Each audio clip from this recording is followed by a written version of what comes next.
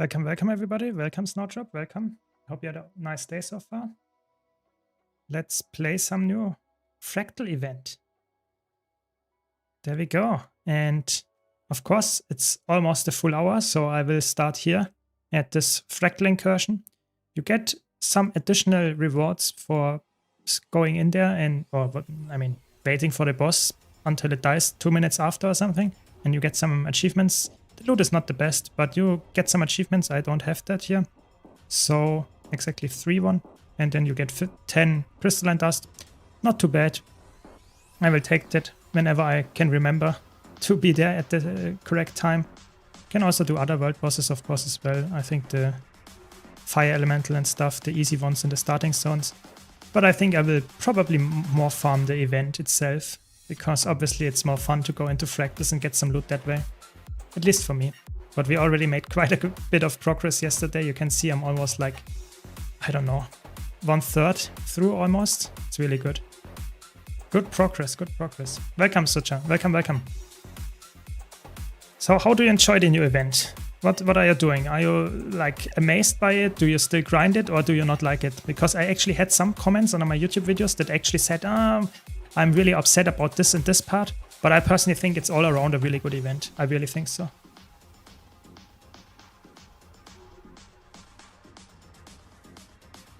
Welcome, Leon. Welcome, welcome. Yeah, I'm also grinding. It's like, so you might know I have 2 accounts, not only this one, but also the other one, my main account. And oh yeah, it will be like, it is what can I say? It's a grind. Yeah, it takes a while, but it's a grind. And in my opinion, it's a fun one. It's really cool. And especially for this account, it will be such a good like progress boost. It's crazy. It's really, really good.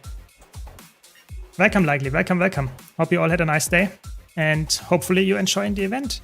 I think it's like almost no one in the community is like sad about this specific event. And what can I say? I think the event will be a blast, at least for me, for the next weeks. Definitely, I will do it every single day, and it's good gold.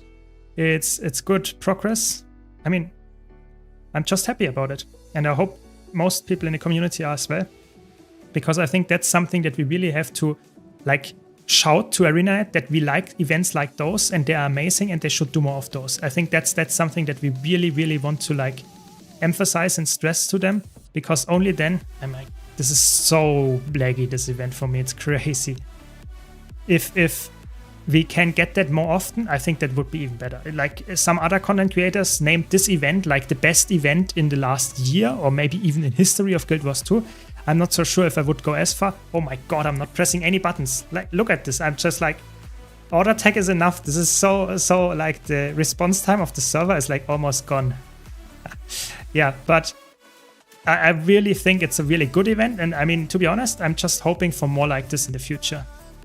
I think the next big drop event, whatever, will be the expansion, but if the expansion just can continue with the hype like this event, I mean, what more do we want? Like, whoever said Guild Wars 2 is dead is like in shambles right now. It's like, what? This is definitely not the case. It's so good.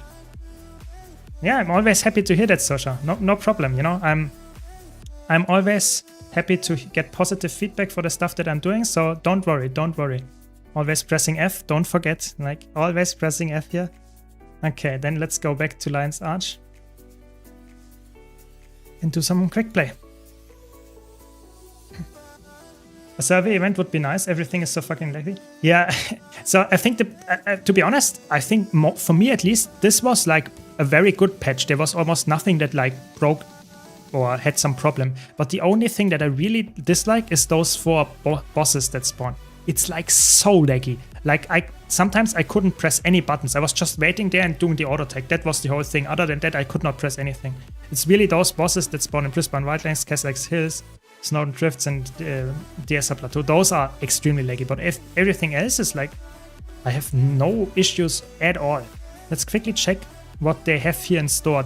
Those skins here are really cool. So if you don't know about those skins were previously Gem Store skins, or yeah, you could only get them from the Gem Store, those outfits here. And now you can get those armor skins from this vendor here, which is really cool. Obviously on my main account I have that, but on this account it's actually potential to get for the like celestial gear here, or even for some other stats. You know, this is what is this? Some weird stat combination that we don't want in PvE. This is like, I think, Marauder. Maybe that might be worthwhile running as well. Maybe that's an investment for some exotic jewelry, maybe for my Chronomancer setup.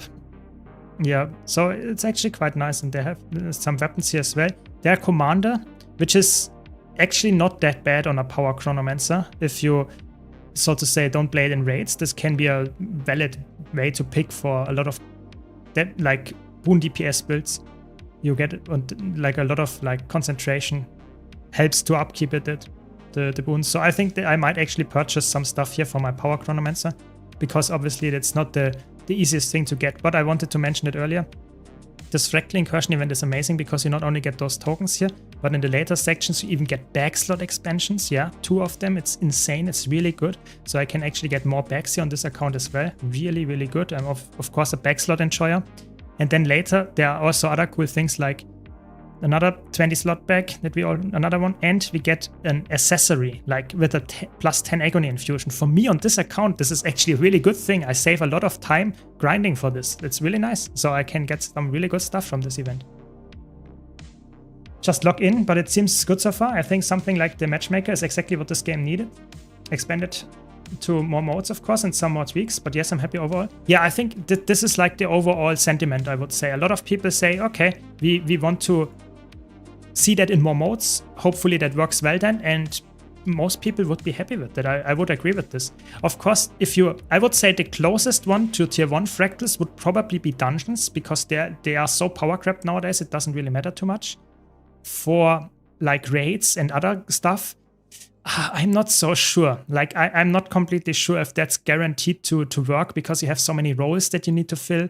You have so many different, like a alacrity heal role or quickness heal role. You could even be, one of them could be the tank. Stuff like that can be really confusing for the system. So I'm not completely sure if that's like gonna work in like with this iteration. But if they at some point improve it so that you can have some role selection, maybe you can't even queue up for a specific thing if you're not selected a role, and you're checking, so to say, you can't queue up as a healer if you don't have like healing power equipped or something. Because I think the problem would be if a system was only made around queuing up with your own, like, so to say, I'm a healer, yes, I'm a healer, but you could run full berserker gear and you queue up as a healer just to get into the match faster.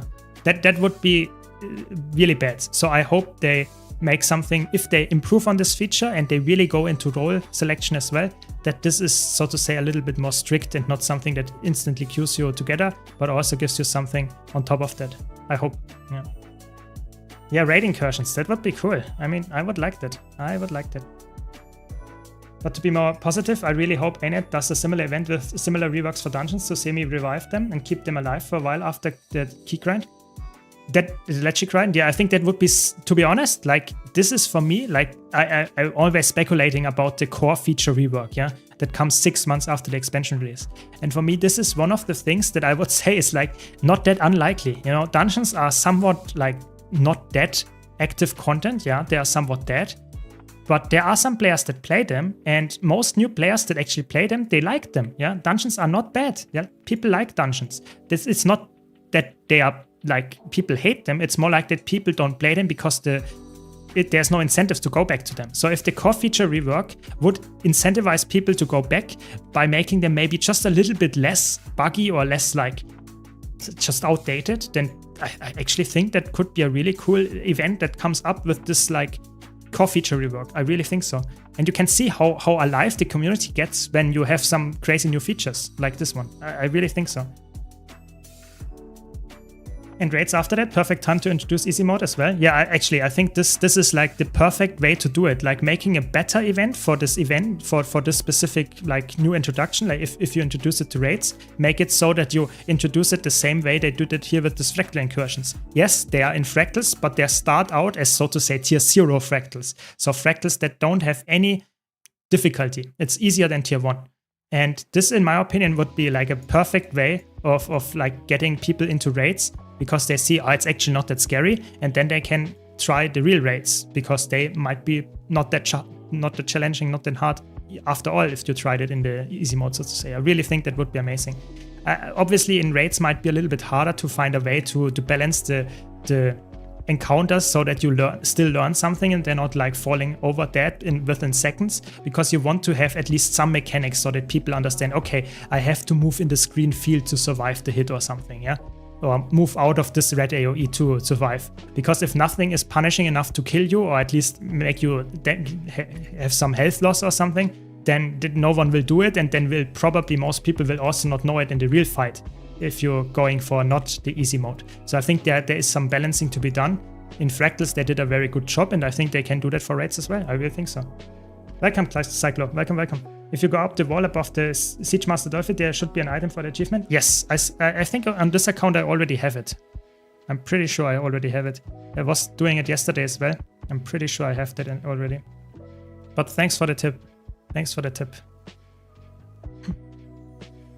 I really like this Fractal event and curious about the Legendary Gloss as well. Yeah, I think this making an event like that is on its own good. And I think a very good addition to the game, probably one of the best additions they have done for new players, especially in the last years. And binding a new legendary to it is like the smartest move ever, because then even like veterans like me and veterans that don't play on a second account especially, they will come back to this. And this is like an amazing way to make it introductory content while also making people that really... Oh, I forgot the chest again. I really have to get the auto loot. It's so in my mind. If I play on my main account, I'm just like instantly leaving because I get everything. Why should I stay? But on this account, I have to press F and press F and press F. So bad. It's not too bad. It's not like I'm losing like hundreds of gold there. But I guess it would be better if I would get it every time. Yeah, it's really smart. It's such a smart move to like combine stuff that is for new players and old players, because then it looks way more alive, while also being a very like good incentive, and like people that try out Fractals see, oh my god, they're actually alive. People play this and it's really fun content as well. So this is like the combination of this makes it a very, very good event. And I don't want to not say that, but I think also the smart move of ANET was that the gloves are not only legendary and free to get, but it's also that they are actually a really cool new addition in terms of legendary. You know, if it just would be a legendary glove piece that has an interesting skin but nothing else, then people would say, yeah, it's okay. It's not too bad, but it's also not too good. But because it is such a unique thing with the auras for the weapons, that most people will go for it because it's so unique. People like stuff like that, like crazy. Okay, so we go here for the teleport. And we can skip everything for my friends. And so that's just what you can do, Mass Matrix. But yeah. Yeah, it's so crazy. And the funny part about this auto-looting is I'm actually not even going for it. I'm currently going for the Fractal Mastery, because the third part here gives me more loot from the Fractal encryptions. And until then, I save all my Fractal encryptions, so that I actually get some extra gold out of that. But yeah. Welcome, One More Pull. Welcome. Hope you had a nice evening or nice day so far as well. Just got the legendary starter kit. Can we sell it afterwards? So if you craft the full legendary, you can sell it afterwards. Yes, that's how this whole kit actually works. So you get the normal legendary after you crafted it. Doesn't matter if you crafted it with the normal way or the starter kit way. Both of the things give you the legendary and you can then sell it. And that can be very lucrative if you do that. Very worthwhile. Welcome, Arthur. Welcome. Yeah, I think the problem is for me as well that some of the masteries would be really cool to get, but I actually don't really want to get the mastery grind done on my second account. Like, going for like the masteries just so that I have them, especially the mastery points, can be really challenging and annoying to get, because that's content that I would not like to do again, like doing some story missions or something. I don't want to go for those masteries then. I'm more like I want to engage with content that I actually enjoy doing, like fractals and stuff like that, and I also think is worthwhile doing. You know, fractals give you a lot of gold per hour if you just farm them. So why would I engage with something that gives me like nothing other than the mastery point, so that I get some Cortira mastery that I don't really want to use after that anyway? So I will just get the really, really important ones, like the Cortira auto-looting, the fractal mastery, probably the gliding, and some kind of really good masteries that keep me hitting like some walls in Heart of Thorns and Path of Fire for the mounts and just the area explanation and stuff like that. But other than that, I don't know if I will go for full mastery here on this account, at least not in the first season of this challenge. When I go for full legendary on this account, yeah, of course, then I have to do that at some point as well. But right now, no, that's not important. Yeah. Welcome, Kaio, welcome. Yesterday I used for the first time the Omni Potion while doing tier 4s. I can't believe how impactful it is. I would take me months to get the potion, but now I have it. Yeah, I think that is the only thing about this whole event that some people are sour about. So I would say for me personally, it's a good thing. Like straight up, I think it's an amazing thing, amazing feature. But there are some people in the community that really think, oh my god, this is like the most prestigious item. Or like the most important item. I grinded for that for months, even years, some of the people. And I don't want to have other people have the same item for free, so to say. I can, to some extent, understand that, but I don't care, you know. If that boosts the play rate of fractals, I mean, why would I not, like, want to get this? That's just, like, for me, I want to have more people playing the game. I don't care if for me, that means that I have, like, done something that is now very easier to achieve. I don't care. But of course, there are some people that are sad about that. So I think I can definitely understand that they did it, because I think new players making it very more interesting and appealing to go into fractals and having something that is very grindy given to them for free is the barrier to entry now into fractals is very, very lower. And I think that makes sense, you know. You don't want to have new players starting a game and really enjoying the current event, and then noticing if they want to go into the highest tier of fractals, there is like such a grind to do until you get to a level where the other people that already played the game are, that you will maybe not even go there because you say, that's too much grind for me. I can definitely understand this move. I really can. Yeah, the Icebrute Saga strike missions are way harder. Oh, not strike missions, but the Icebrute Saga things to grind are way harder. Yeah, definitely. Definitely. The Fractal Masteries just go against my inner skipping mindset. Kill our chicken in Battleground. Yeah, that is an interesting one. Why are they wrote they are in boss, but they are not in boss. They are completely in the same that we just did. It's fine. Let's do it again. Like a little bit more gold, I guess. And I mean, I will also do the fractal dailies. What is daily today? Let's double check. Because I want to do the tier 1 dailies as often as I can. So we can do probably the fractal recommended here, the 16 one. We can do the deep stone for sure. Solid ocean, swampland, they are all quite good to do. What strike mission is daily today? Maybe we can do some Icebrute Saga strike missions, but this time I will not do the mistake of queuing up as an alacrity heal. I will queue up as alacrity DPS, because better having a low DPS person than having a healer that does not provide enough heals. So yesterday was challenging on Bone Skinner, let me tell you. Just got my infinite Omni Potion 4 days ago. Yeah, that is obviously a little bit bad luck then, but I think even for you, it's like you can hopefully understand that if new players that want to get into fractals see it now, that there is a way to actually get this potion very fast and you don't have to do the grind. I think that is very high incentives of getting more people into fractals, and I think that's everyone will be happy if we have more people playing a specific game mode, and this one is now fractals. I think that's in the end a good thing. Yeah. I took the Flameseeker Prophecies and I'm a insta-sell it. I mean, sure, go for it. Go for it. There are so many things that you can do and get some gold though. Yeah, that's of course very bad luck. But like I said in my video about this legendary gloves and infusion, you can get the infusions a little bit faster, or quite a bit faster, I would say, all of the infusion colors, if you sell your exotic Omni Potion, if you already have the Ascended one on your account unlocked. So I think that's even for veterans, it's worthwhile getting it. But yeah, of course, the grind is nowhere, not even close to how much it is for the first one if you did it before this event.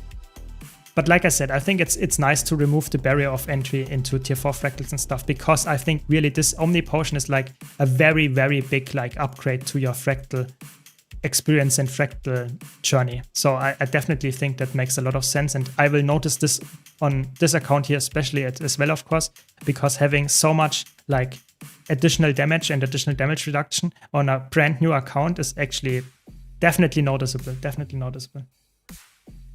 No, your green screen looks noisy. Yeah, that is true. I will fix it after this fractal. Sorry.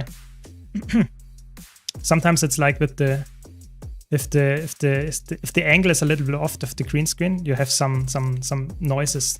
It's a little bit. I will change it after this one. And I will press F. Yeah, I remember. I press F. Like I will not forget to press F on the chest. There we go. I did it. Easy.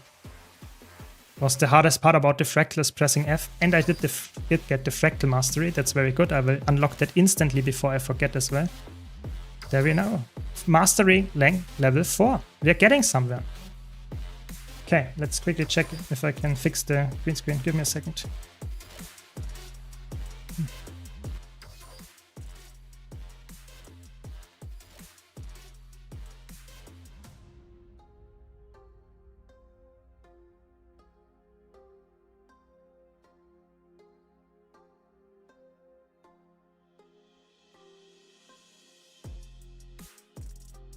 Welcome Raiders, welcome Lindsay.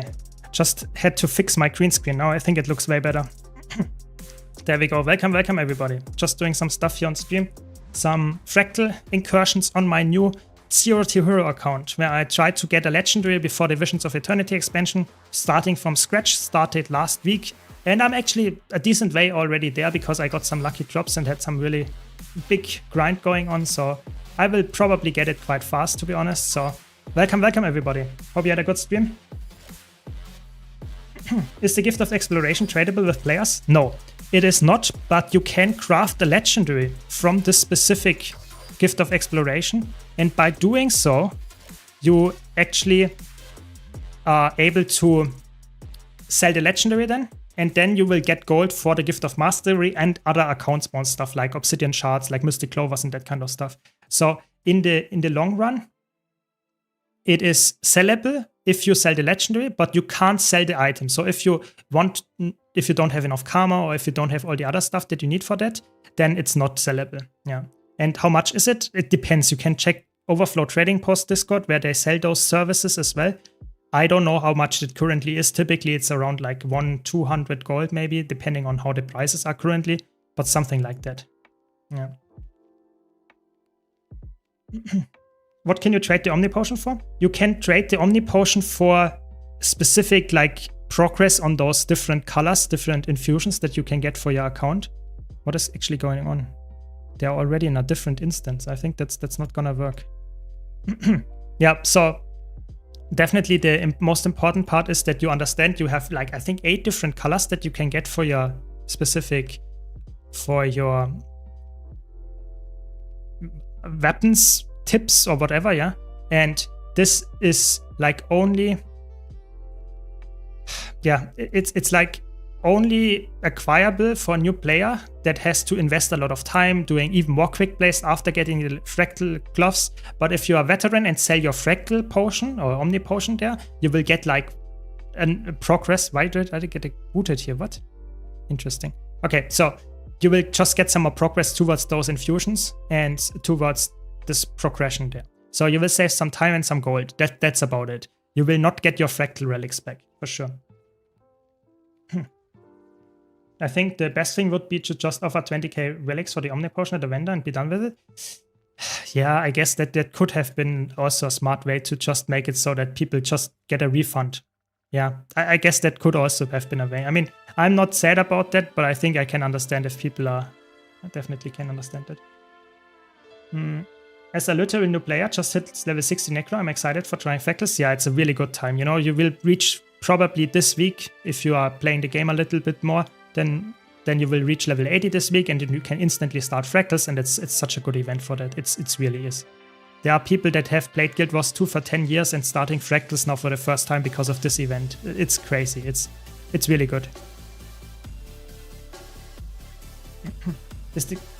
Especially since not everyone will enjoy agony lenses. Yeah, definitely. Good point. I think that's just a way to make you more excited about this event, but I definitely can understand that this is probably would have been a smarter way just to give us some kind of refund. It doesn't even have to be the full amount of fractal relics, but maybe there is so much like uproar in the forums about some really sad people, so maybe they actually do that as well. I can actually see that happening. I'm playing currently on EU. This is my account where I don't have like the server transfer, so I'm playing on EU here, yeah. Oh yes, yeah, we are always doing this, Caspi, here during this event on my Zero to Hero account. You know, I want to get as much gold as possible. Fractals are a good way to do so. Even on a new account.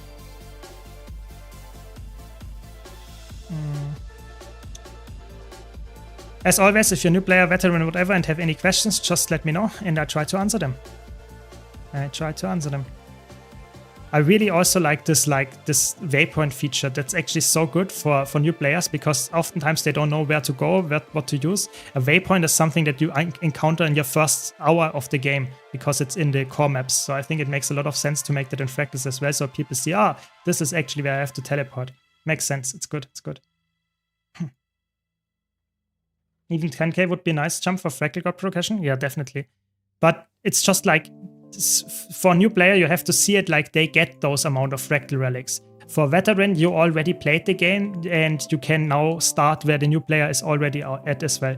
I can definitely understand why you would be sad about that, but I also think you already get some enjoyment out of playing, or got that in the past out of the game. So I think it makes sense to say, like, you invested time in the game, had some fun, and now the new player might have the same fun by getting the Fractal thing first. I don't know. There are arguments for both sides, for sure. What legendary would you recommend to get from the event? I mean, that's like a question that is very hard to answer because that's like a very subjective take.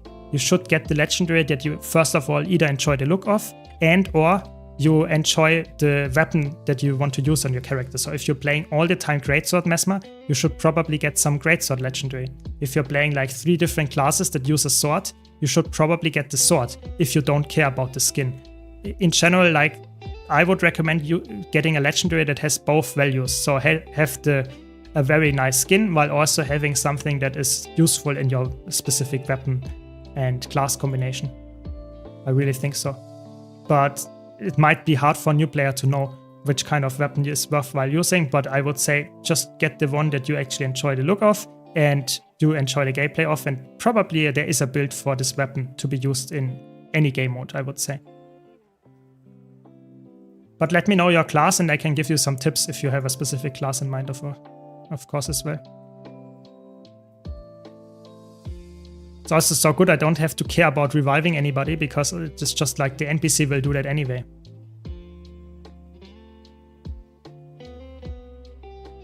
So good. No ecto gambling allowed on my stream. No. I like lost big time by opening 2000 Blackline keys on my main account. I will not open anything on any account anymore. This is not what I'm gonna do. What are they doing? I'm used to /GG that I used to instead of the VoIP. Yeah, that makes sense. But for a new player, that's obviously something completely like alien. So, what do I want to do? Swampland, Solid Ocean, or Deep Stone? I don't even know which number they have. Let's check.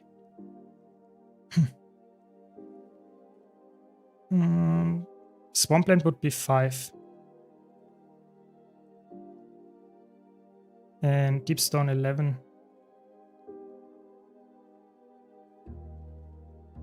They fill so fast, it's actually crazy.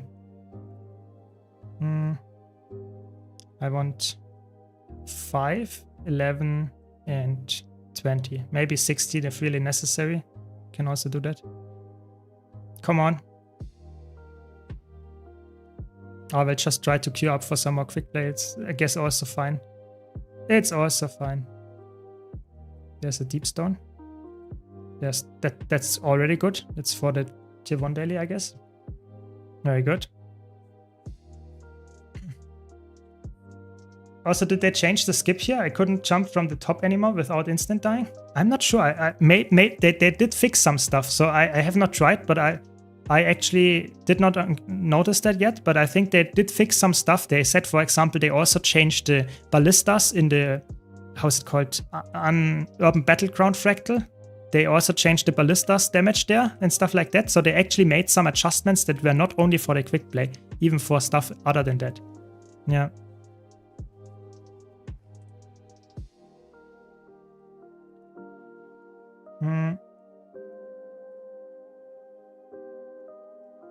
Yeah, I mean, it depends. I would not always recommend selling your first legendary, but I think it can be a worthwhile thing to do. But if you're a new player and like the grind of a legendary, I think it's definitely a good thing to keep it for yourself. I think you always have a loss when you sell a legendary because you have to have some taxes or something moving around. If you can keep anything for yourself that you actually enjoy using in the future, I think that's always worth it in Guild Wars 2. You should not waste your time and stuff on stuff that you actually like yourself, and then you sell it and just to later you buy it. So really be careful what you do there. But definitely selling legendaries can be a very good way to make some money as a new player. If you need some, I don't know, account upgrades, like for example, any backslot expansions, bank tab expansions, stuff like that, that can be worthwhile for a new player to get, even more worthwhile than going for a legendary. Yeah, I don't think so, Casper. I don't think so. I was thinking about Rival because Mesmer can use it good and I play Thief with Deadeye. Yeah, I think that is a decent use. Don't forget, Rival is a weapon that is not used on that many other classes. I would say Warrior is like completely useless there. But for Engineer, it's a decent weapon. And that's about it. Like, Rival can be used on Engineer, and I would say Mesmer and Thief. Those three classes have a decent user. But if you use two of them very, very frequently, I mean, it's a good choice. And I think Predator is one of the coolest legendaries from the looks. So, definitely a good choice, I would say. At least for me. I already experienced the downside of quick play, people leaving the party if it's not the fractal they like. That is true, but the cool part is you can just relist your fractal group. You know, you can just say, okay, I will just relist the group here in the fractal LFG and just whatever like fractal it is, just write the name here, list it, and it will instantly fill as well, because there are some people specifically looking for quick plays because they want to get the achievements or the dailies and weeklies done. So that can help, but of course I think that I mentioned it in my video about the review of the quick play, that this should be punished. There should be something like in PvP where you get some dishonor for leaving a group without like getting the fractal done.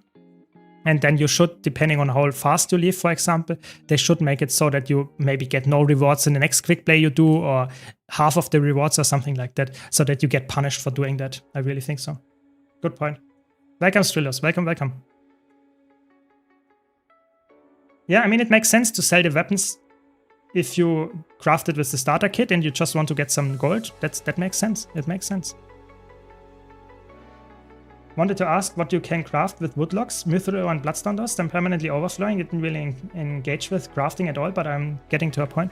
Yeah, so I would say there are some. I would always refine stuff. So if you have a lot of elder woodlocks, you can craft them into blanks, which already is like, I think, a 1 to or 3 to 1 conversion. So you can like make your inventory, if it's full, completely empty, or like a third only full, because you can craft a lot of blanks out of that. And the blanks are always the thing that is necessary. So you never use the raw material in any crafting processes. You will always use the blanks after that. So I can show that after a while in a bit when this is done. And this is something that I would do with the bloodstone dust. Yeah, the bloodstone dust is something for a new player. It's like completely useless. You can craft it into bloodstone bricks if you have over 400 crafting level of a specific profession. But it's not the best thing to do because it needs obsidian shards, and probably as a new player you might also not have that many of those. So maybe delete it, or if you have another storage character you can put it there, of course. But bloodstone dust is weird. Bloodstone dust is really weird. And what is the last thing that you mentioned? Mithril ore. It's the same. You can also convert the ore into ingots, and you will have I think it's only a 2-to-1 conversion. But by doing that, you will get some more space, and you can then either sell the ore or the ingots or the planks. You can sell them if you don't need them, which is always like very, very easy money to make. Even though it's not much, it easily sells very fast. Or you can just keep it if you have the space, because you might need it for some crafting of legendaries and stuff. But for a new player, I think like selling stuff that you don't need is always a good choice, because you don't have the inventory space to keep all of this stuff. I will do that here on my main account as well. Or on this account here as well. I will always sell the stuff that I don't need. Like, I know what I need for the legendary. This I will keep. You can follow along, because you will probably make similar legendaries at some point. And everything else, I really like instantly sell. If my material storage is full, I will sell it, like directly. No questions asked. The event is awesome, but don't you think the actual gameplay is really boring? How you motivated to grind the easy speedrun fractals, just the rewards? Yeah, I mean, it's like an incentive for new players to get in. If you're a veteran and you played fractals a lot, it can be quite boring, of course, because you are like, there is nothing that is actually challenging in those fractals. I can definitely understand that, but I think it's better to have an event that is awesome and maybe a little bit too easy than having an event that is too challenging and no one will play it anymore, because or most people will not play it because it's not in their difficulty scale. So it's hard to make it perfect, but I can understand this point. I craft one Gen 3 legendary to sell and the next for myself using the profit from the first. I mean, that makes sense, but hopefully you have some leftovers, because if you craft the legendary to sell it and then you get the same legendary or a similar one for this rather similar price, then you didn't like have that much effort like smartly invested into something. I would say it's always important that you craft the legendary, maybe make some profit with it if you sell it, and then get another legendary and have some gold left over. Then it's smart. But if you just then you could have just gone for the first legendary in the first place. You can exchange Bloodstone Dust in the Wizard for 42. Yeah, that's true. You can do that. If you have the Wizards thing there unlocked, you can get this as well. That's true. I do that on my main account all the time. And you get some random loot there. You can also use gobblers, of course, if you have those. There are a lot of gobblers that give you some gold as well. It's not that much, but it's like a couple of silver every week. So can be worthwhile. Yeah, exactly. You can get a lot of dailies by doing the Fractal tier 4s and the recommended as well on top. Or the CMs. If you can do the CMs and Fractals, they give even more gold. Exactly. The gobblers is actually a good thing to... Oh no. There was a single hole. No, it's fine. I might park those items on alt, maybe if I get more experience. Exactly, that's always a good thing to do. Like, if you have the space on another character, it's always good to just go and just save it for later. Yeah. If you had one class spec to pick to be able to solo legendary bounties, open world, hard content, which one would you pick? Renegade. Renegade is really good in my opinion. Nice. You did it. Yeah, Renegade is the choice I would make. I really think so. Renegade is a very, very solid solo pick. It's very strong in DPS. It's very strong in like surviving. Just a perfect mix. I would pick Renegade. But that's just a personal pick. There are a lot of things that you could go for. There we go. We got an Ecto. Nice. A little bit more gold. Okay. Hello, hello. Welcome, Loopy. Welcome, welcome. Do all characters share the same bank? Yes, they do. Yes, they do. There should be a 10-minute penalty or something for leaving. Exactly. That would be so good. That would be so good. Something like that. Yeah, it doesn't have to be like a very hard penalty, but something that actually makes you think twice if you want to leave. I really think so. Okay, let's see if we can get anything else here from the dailies. There we go. Level 16 recommended. That's perfect. If I already have precursors for my first raid legendary armor, are gloves better for a different armor type? If you have the money and the legendary insights on top of the precursor, yes. It might be better for a different armor weight. Yeah, definitely. But don't forget, if you like the skin on your main character is, I don't know, a thief, and you really like this specific like infusions for your weapons, you should definitely consider the skin as well, because the first one is free, the second and third cost you quite a bit. So I would not like commit too much to a specific one. If you are willing to invest some time in playing different classes, sure, do that. But if you are going for a really cool skin on your main character, maybe consider even getting it there. Just wanting to point it out here. The problem here isn't the leaving itself, it's the achievement that you have to do quickly in every rotation. Yeah, that is true. That is true. But the rewards for these events are crazy good. If you grind it for like 3 days, you're like a legendary back slot, 20 slot back, legendary starter kits, all of this for a very small grind. Yeah, I think it's like one of the most rewarding events they ever did in the whole history of Guild Wars 2. I really think so. And that's good, because that's like what keeps people interested. If the event would be good, but no really good rewards with it, then people would say, yeah, I mean, maybe try it, but no one will care. But if the rewards are really good, people will love it. And that's what's currently happening. When playing Renegade solo in open world, which gear would you use, Viper or Celestial? I would say Celestial is the better choice because you are more tanky. If you really want to play a solo build, I would always recommend going for a solo build and not saying, okay, I'm playing a solo build, but I'm going for the most damage possible, and then you die. You know, just randomly die because you just got one shot or something. So I would always say, if you're going for a solo build, go for a tanky build. If you are going for a high DPS build, go for a raid build. There is no, I would not say going for a medium build where you run a solo build with Viper gear.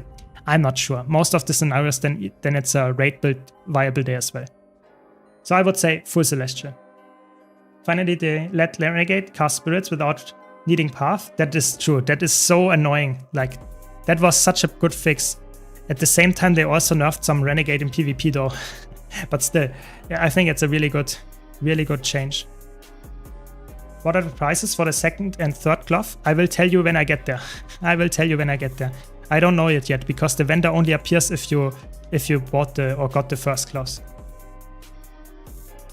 I make a good profit with this because I use the legendary to use up the materials, and I get through farming Dragonfall daily. I mean, then it's good. That's good. If you have a method that works for you, perfect.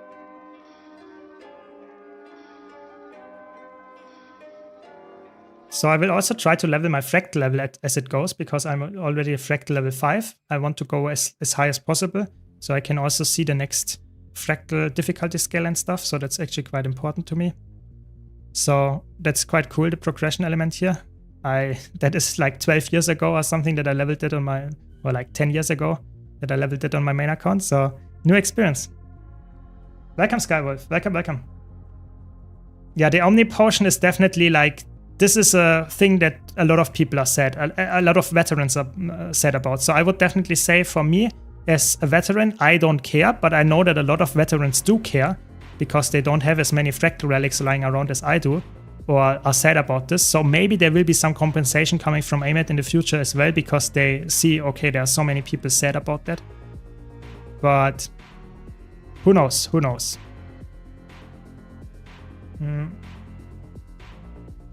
Also, have you seen the Omni Potion drama? Yeah, it's like crazy. Like on forums especially, but also on Reddit, it's like crazy how many people are like completely like unhinged about this. Like, it's just so fun because we get a really cool event and there is a single thing that people are not like that happy about. And then that's like the big uproar in the community. It's not that this patch is so good and everyone likes it. No, it's about the single item that like is almost for free that people are uproaring about. It's so fun. If you have a good event, then it's always the negative part that people are really like crazy about. It's not that the event itself is really fun. Yeah, at least some people. Yeah.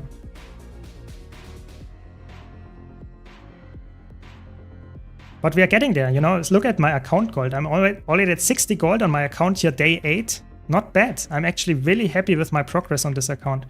It's really cool. Just have to remember to press F all the time. On my character here without the mastery for the auto looting. How many QPs I need to finish a event for legendary and armor pieces? So you have to do typically, so if you don't go for any achievement, or if you would completely ignore the achievements, then you would need to go for 100 So after the event is over, you would need to go for 100. But right now, with the achievements and the dailies and weeklies that you can get, it's more like 70 or even lower.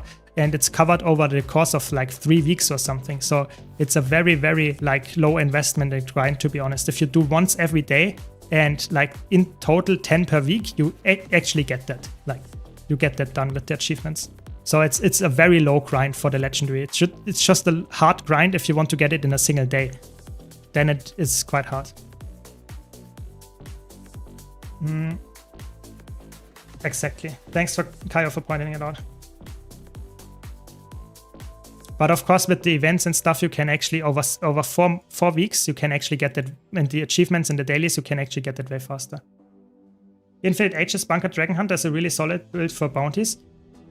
I guess, but I really like to go for something that is a little bit more proactive than just having like a lot of tanky stuff. I think Dragon Hunter, don't get me wrong, is a decent solo build, but I think I have way better ones on my channel that is like way more like damage and also have a lot of sustain. I don't like to have a bunker build in PvE that is like against what I think is like smart.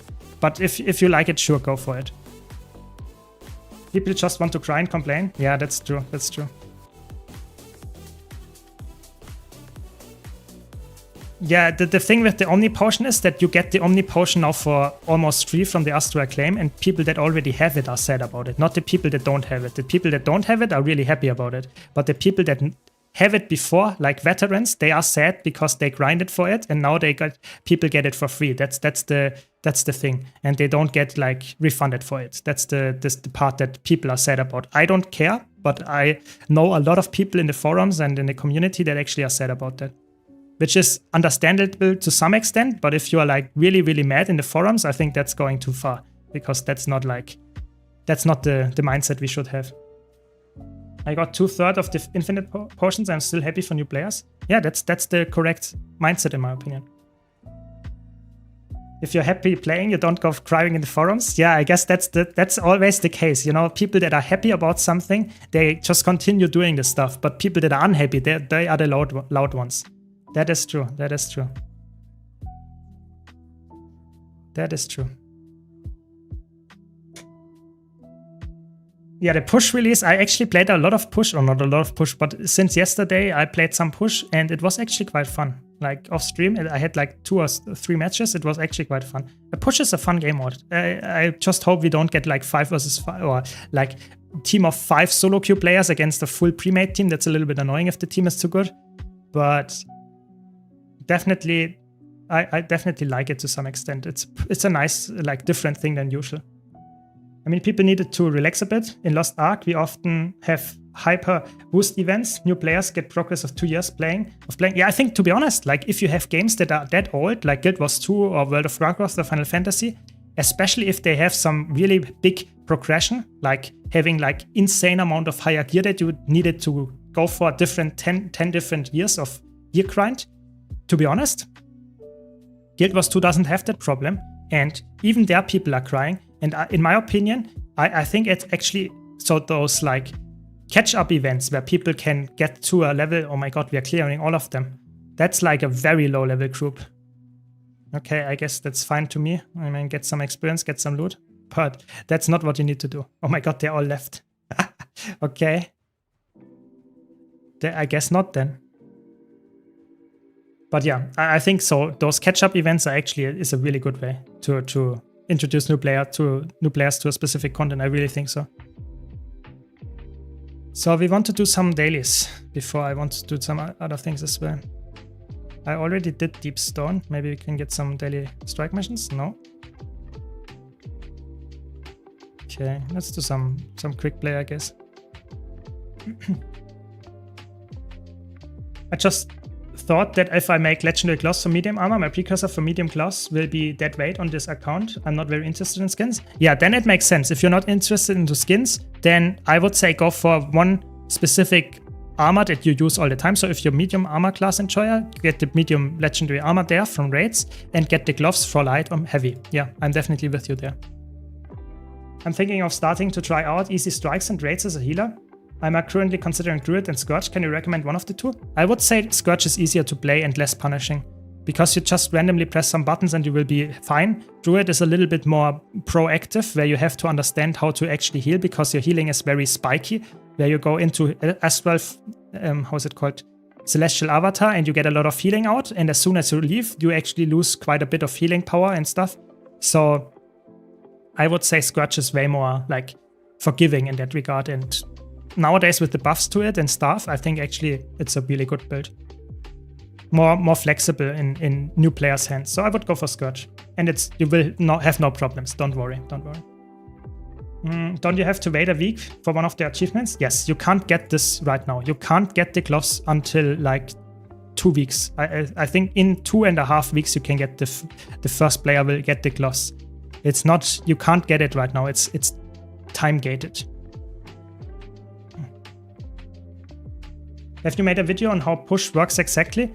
So I made a video back when push was first released, a video about how it works, and it did not change since then. So you can check that out on my YouTube channel. I made like 5 or so videos about push since then. You can check any of those out. They all have some kind of guides and discussion about this.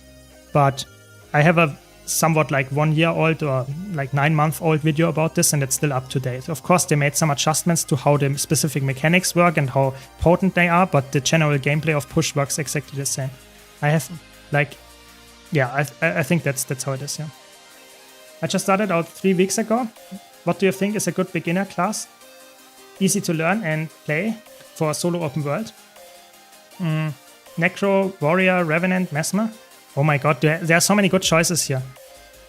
I would say all the classes can be really good. I think Revenant is overall, if you want to play all elite specs, Revenant might be the best here. Warrior is I would say the worst, and Necro and Mesmer have really, really good solo builds as well. You should go for the one that you like the most. I really think if you don't have any preference, I don't know, they can all be extremely strong, extremely strong. Go for the one that you enjoy the class fantasy, and if you don't have any preference, I don't know. I guess roll a dice between Revenant, Mesmer, and Necromancer. I think they're so good. There is like nothing that puts them apart from each other. It's all about like what kind of gameplay you enjoy looking at. I really think so.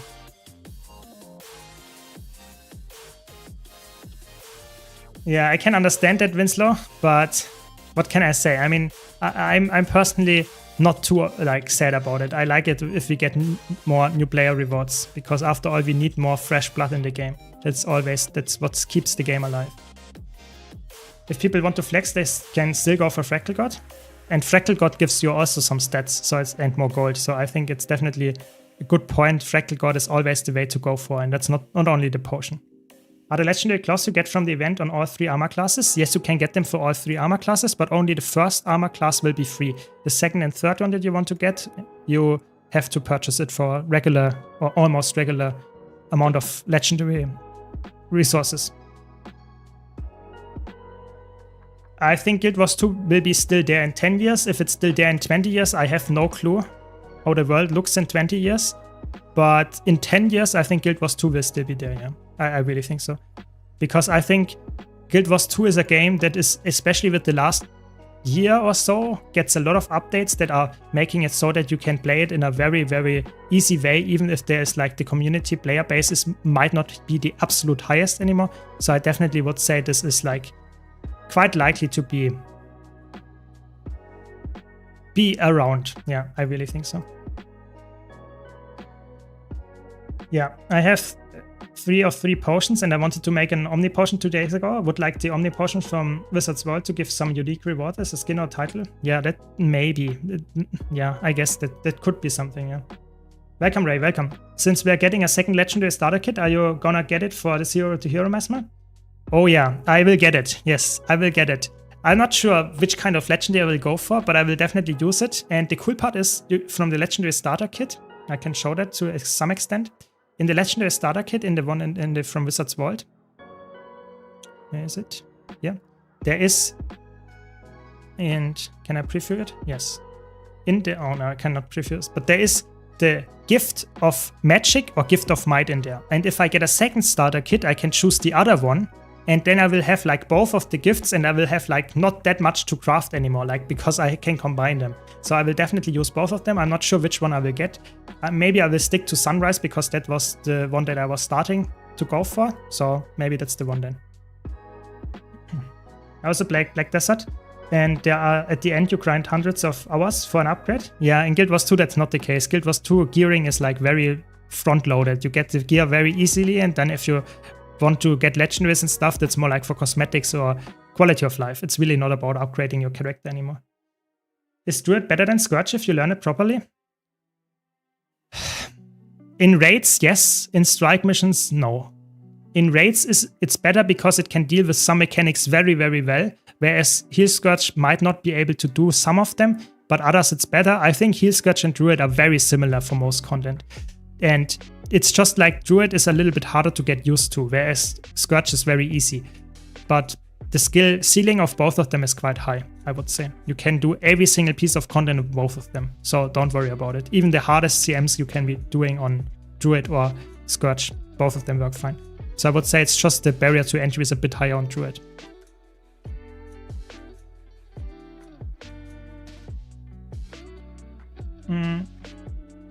So the new event, I made a guide about it actually, Prototoxin. You can just check it out on my YouTube channel. And there is a somewhat concise guide, like 10 minutes or so, where I explain how to get the gloves and how it works, the event, and everything should be in there. It's way more concise than if I would ramble about it here. So hopefully you can find it on my YouTube channel. It's just one of the newest videos there. What do I want to... What was 11? I don't know. I think 11 was something that I have not done before. Let's double check. No, 11 was the one that I did. The only one that I did. I need 5 or 20. 5 or 20.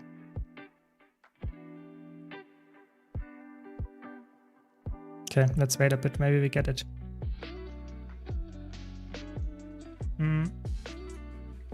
You can select it. Previously you couldn't select it, which gift you get, but there is now it says a choice of those two. Right? I can show that again.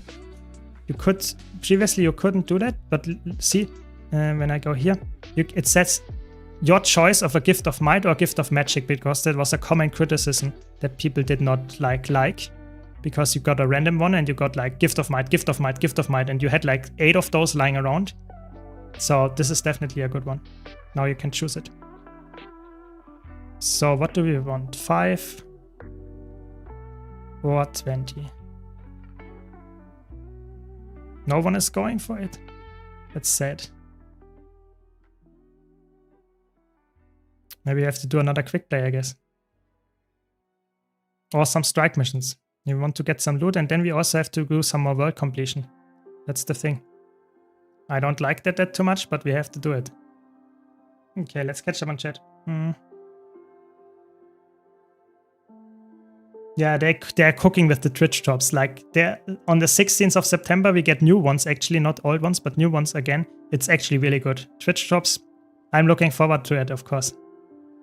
Really, really good time to be a Guild Wars streamer or viewer. It's amazing. Really good. I think the main problem with these events is that every single one is ultra new player focused. That recent veterans feel like their time invested just gets invalidated instead of honored. No relics for second Omni portion. I can see that point, but people take it too far as usual. Yeah, exactly. It's like, the sad part is that only like a couple of people are really like really sad about it, and those are really like annoyed in the forums and really loud. So I think if like there would be some feedback from ANET and maybe some kind of help towards to those players, maybe get some refund of like maybe 5 to 10k of those relics, and people would be happy as well, you know. But what can I say? Apparently that's not what they want to go for. No, I guess let's do another one. Let's do another one.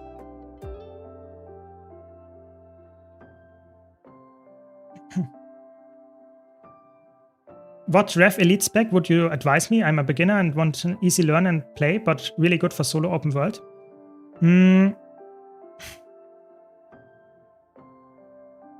I would say probably Condition Renegade. No, I would say probably Condition Herald. Condition Herald is one of the easiest classes to learn because it provides perma-quickness to its subgroup. It's good for group content, while also having very good self-sustain and can be easily played in a solo scenario as well. I would definitely say that's the way to go. Yeah. I have a guide about this solo Herald on my YouTube channel as well. You can check it out. It's really good. If you are looking for a specific build, you can always type !builds in my Twitch chat, and you will get a spreadsheet and a list of all my builds, and you will find it very easily there, the video. And if you're on YouTube, you can just scroll down. There is the link permanently in the description of the stream. Hope that helps. But yeah, Herald is the way to go, I would say, Condi Herald. Can you show the gem store skins we can get for free during this event? Yes, I can show them in a second. It's called the Trickster, the Viper, and another one armor set, which is really cool, of course. And we can, if you consider those tormented weapon skins, those is also available from the armor or the weapons merchant. So all the tormented weapons, which is obviously one of the coolest looking weapon skins in the entire game. So definitely a good choice if you want to go for this as well. We could just build a Fractal Daily group out of the chat for you. That is true, but I mean, that would be too easy, you know.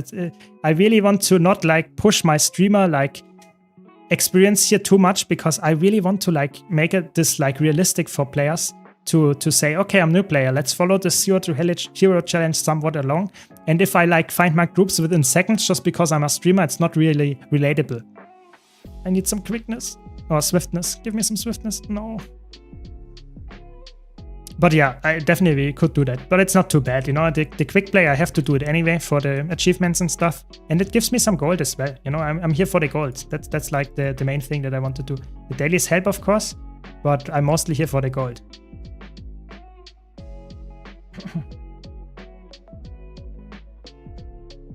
It's only on Twitch. On YouTube, you can just scroll down. If you want to see all my builds in a spreadsheet, you can just scroll down in the stream description. There is a link to the spreadsheet. Don't have to type it even. That's the good part. Very good.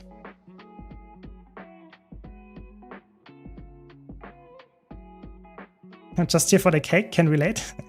Exactly. I really like this event. You know, Fractals is one of my most like played content in Guild Wars 2. I just really enjoy this kind of fast-paced instance content without too much of a hassle, without too much of annoyingness, with waiting for people or having some like annoying pre-events or something, like in raids sometimes the case. I don't know, I'm just really a big Fractal fan, and having an event that is focused around it, even better. Even better. I also have a general suspicion that at least 50% of warrior mains playtime is speedrunning forum threads. I think that's the interesting thing, is that a lot of warriors are really considered as, and then they also have a specific mindset. But I don't want to generalize here. I don't want to generalize. I think a lot of people are really nice. I think the Guild Wars 2 community, 99% of the people are actually really nice and not complaining that much, or at least not like that loud and stuff without a reason. But the 1% that can be very, very loud and very annoying in the forums, that is just like sadly the case. Do you have a class spec tier list based on the difficulty? Yes, at least for a new player. I have that for tier lists, but for me personally, I think I definitely have a new player tier list, so hopefully that helps you out. Let me know. If not, then maybe I'll make even a tier list for veterans as well. But it's obviously highly dependent on the game mode, even on the build on a specific elite spec. This is a good group.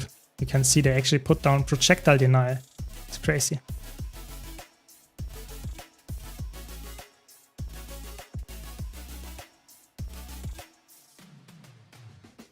Oh, I'm sorry for the lags. I'm not sure. Maybe it might have been Twitch as well, because I did not notice anything. Not in the game, nowhere. I did not notice anything, so I'm sorry if it lagged. Sometimes that happens, sadly. Hope it's working again. Exactly. The warriors, like it was the warriors, the forum warriors attacked. You know, some DDoSing or something going on. Yeah, I don't know. So I was just saying it's suspicious with the warriors. That was the main. Nice. I got the backslot expansion.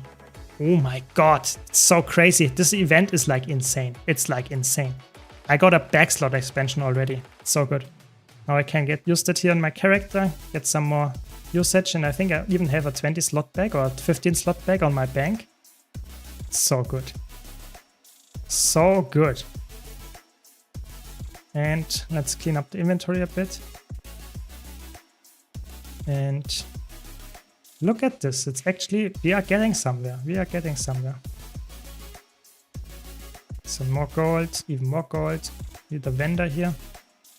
Let me sell some stuff to you. No. No, not this guy. They should give us a vendor here as well. It's a little bit annoying that I have to teleport to a different vendor. Yeah. Yeah, sorry for the disconnect or for what happened. I don't know. Sometimes the internet is sus or the connection. What can I say? Okay, so let's see. Do I have? Yes, there is a 15 slot bag. That's what I wanted. And what else do we need? My bank is already filling up. That's not what we like. That's not what we like. I get an Ascended Savage kit. That's good. 2 actually already. That's good. Those are very valuable for a new player because you can keep them and salvage some stuff that you don't need, and then you get some really, really high valued items that you need for legendary crafting. Okay. I want to go to this guy. I also want to talk to this thing there. There we go. Some reinforcing armor. Very good.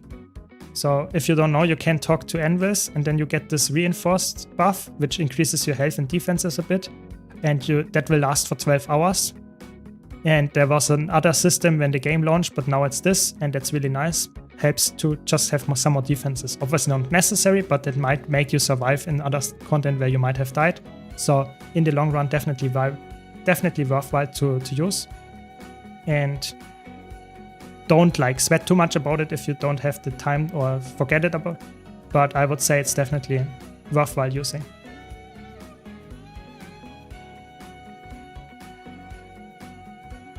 Giving away Omni Potion is one step away from removing Warrior from the game. I guess some people would agree to that, yeah. I'm not sure. I'm not sure. I think that it's a hot take, the Omni Potion for free. I think they have gone quite far with that. I'm not sure if that's the thing that they should do in the future as well.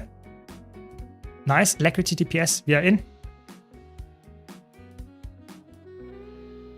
We are in Alacrity DPS. Very good, that's what we want.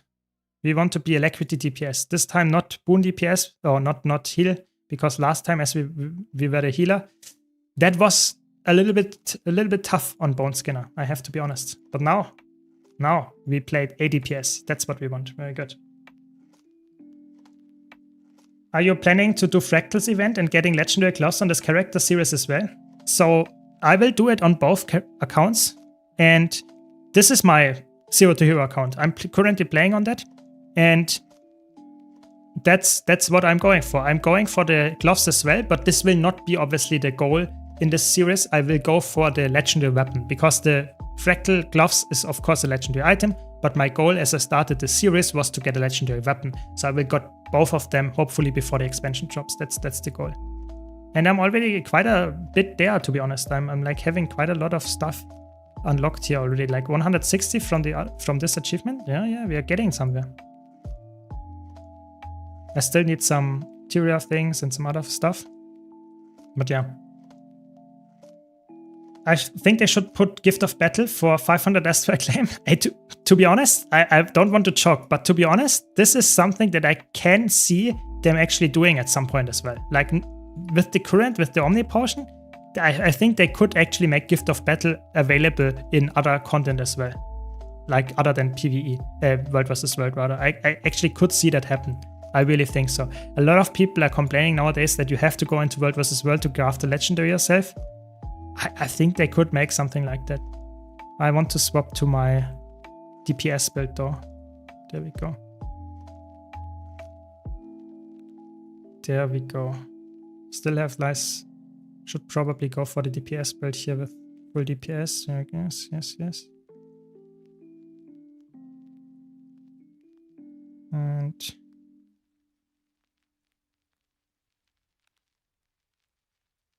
I guess. I guess. Oh, we get food. That's deluxe. Some food as well. It's very good on a new account as well. Crazy.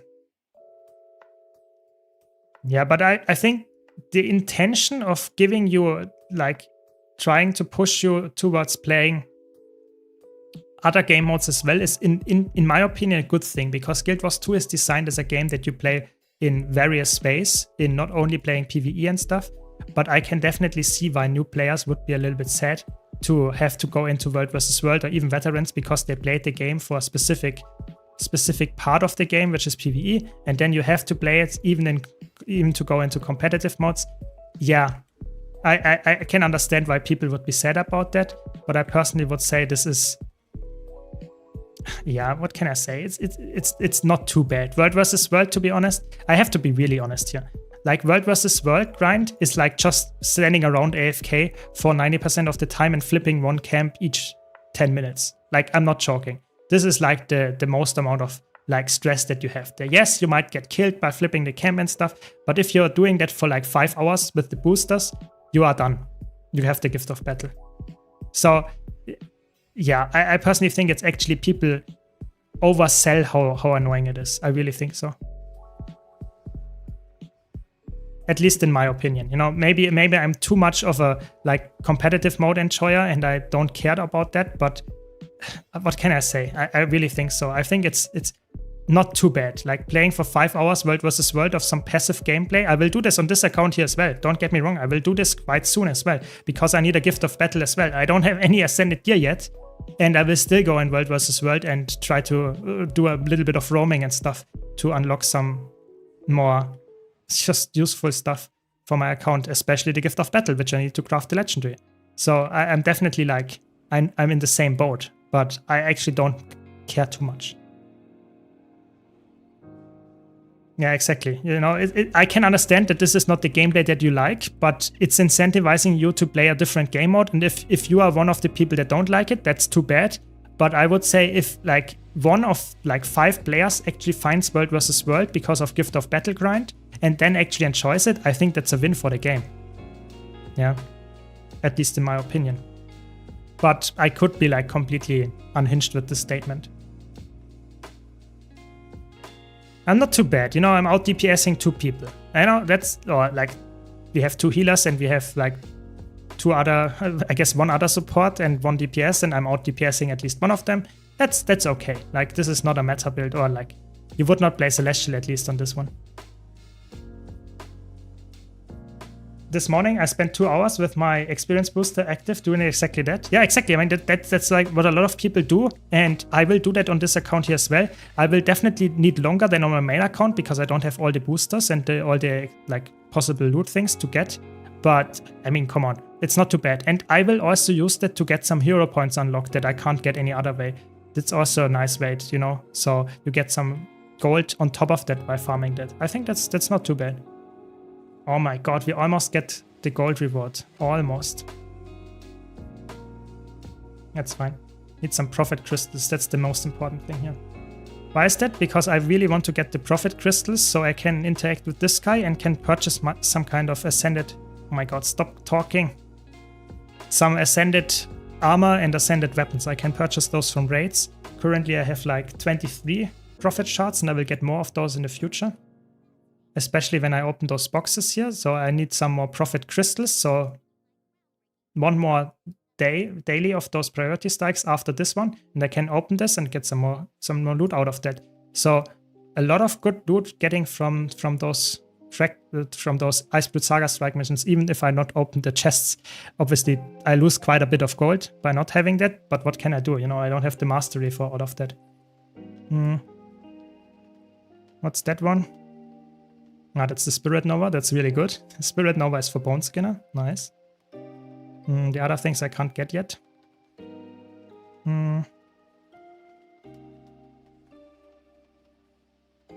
Where can I open those boxes? Let me check. Which one is the Essence boxes? Can I gain Advantage over Valor? I'm not sure.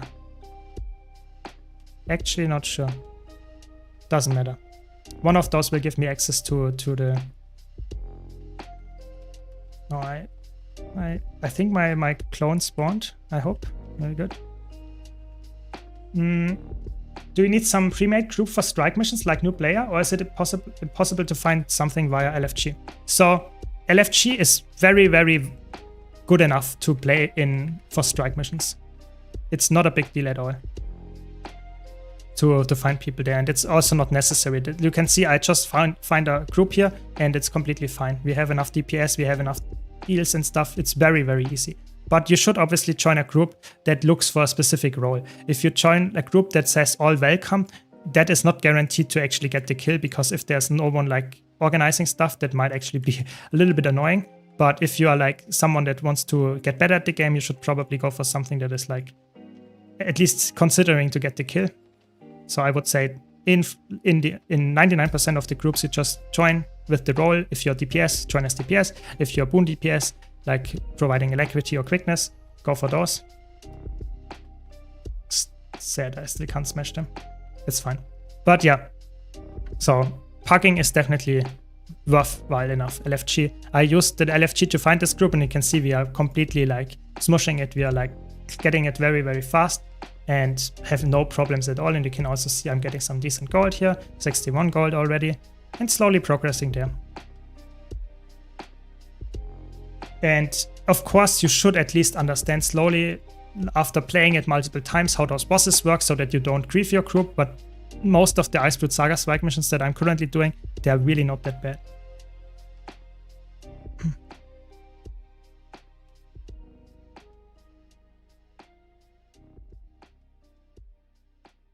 Okay.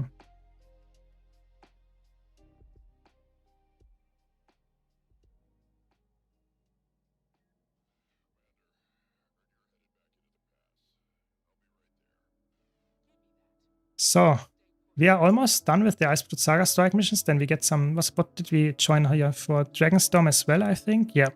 Dragonstorm is also very lucrative, because on this account apparently I'm very lucky. So maybe we'll get the infusion here and have our gold problems solved.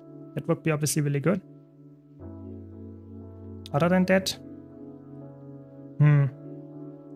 let's think. You get 2 gold from doing Dragonstorm. You get some...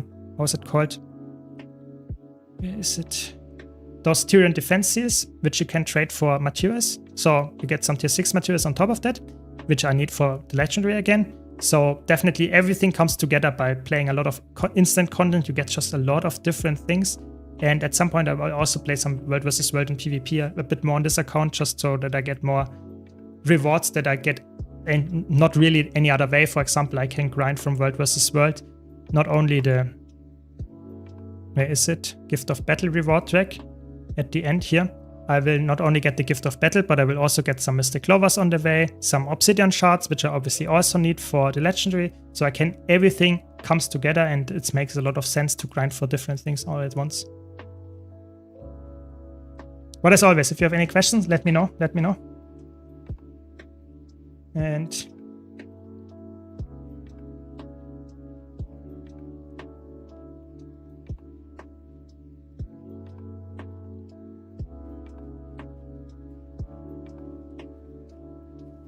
I'm not sure if the... Maybe... I'm not sure, maybe the Twitch stream crashed. I have to check that after this fight. YouTube is still on, so if you have any question on YouTube, just let me know, guys. And I will quickly check after this boss if what's going on with Twitch. Because apparently the connection dropped. And... I don't know. It doesn't seem that happy. But yeah. This build is quite fun to play. Just spamming my auto attack.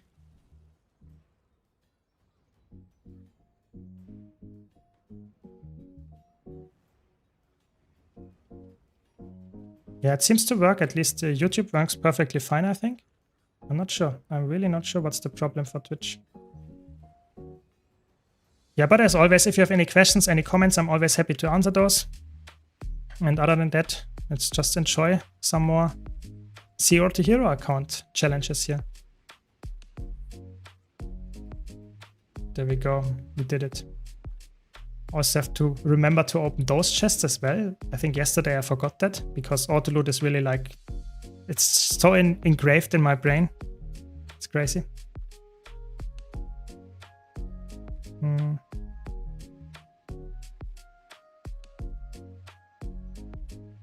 So what's the problem?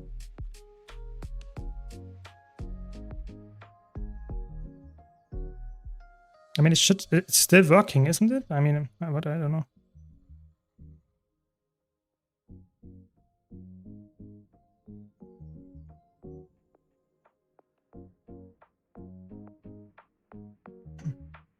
There we go.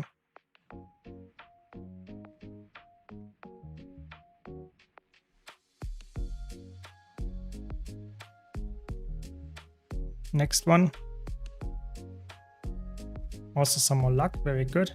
The hedged chilies is sadly one of the currencies that I don't have any use for because the hedged chilies is from Crossmar Valley and you get that from this strike mission as well.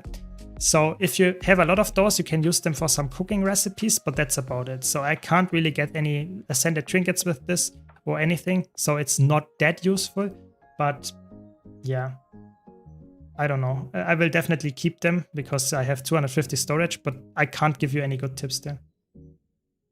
So I would collect the essences if I had enough mastery level, but the mastery is like, this essences will give you more damage if you collect them, but I don't have the mastery level, so it doesn't work for me. But yeah, you are right. Obviously, that would be the smart way. Always collect those orbs here on the ground to get some more damage, but because of the missing mastery, I can't do that. Should I start doing strike mission, not just in World vs. World and Dragonfall? It depends if you enjoy World vs. World and Dragonfall. I mean, stick there, just play what you like. But I think doing 15 minutes of those Iceblood Saga strike missions every single day to get 15 gold, I think that's a good deal. So I personally would recommend doing that. I do that a lot because I think it's fast-paced, it's fun to do. I like that. But if you want to stick with the stuff that you know and works, then stay to World vs. World and Dragonfall. I just personally think 15 minutes for 15 gold, it's just such a nice gold value that you get there. And it's also, I think, quite fun. I like to do those fast-paced bosses that take like 2 to 3 minutes. I like those. But if you don't, sure, then maybe not do it. I think you should always do stuff that you actually find fun. If you have something that you don't enjoy, then don't do it. Like that's my hope that I will always try to preach here, because that's really like, if you force yourself to do stuff that you don't like, that's not healthy. That will not result you playing the game for a long time. I really think so.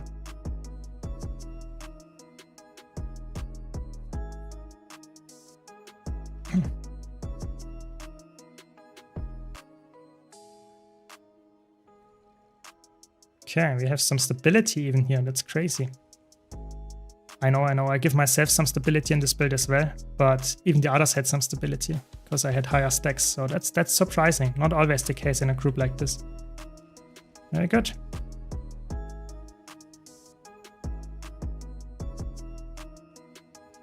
Very nice. Can I open some of those chests? No, I can't. Very sad.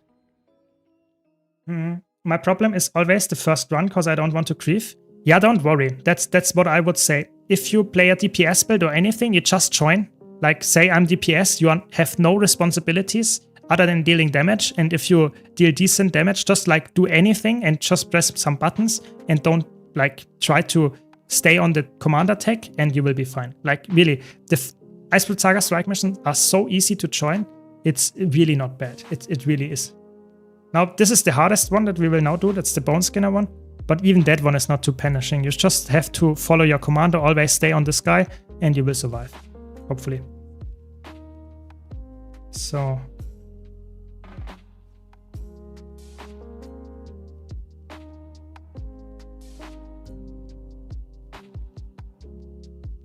I'm still a little bit, I don't know, weird about Twitch. I don't know what happened. But okay, what can I do? Let's kill this boss. Oh, I can collect those. That's the first time where I have the mastery for this one. So here, of course, always collect this. Please help me, someone. So you collect those orbs here to get the access to the Spirit Nova action skill. That's the most important one. And then you can attack the boss with a very nice special action key. You should use that when the boss is about to be CC'd. And then you get some nice damage, and the CC is also very high. So we'll see that in a second. This is the most challenging boss, but even then it's not that challenging. It's only challenging, I would say, for the healers.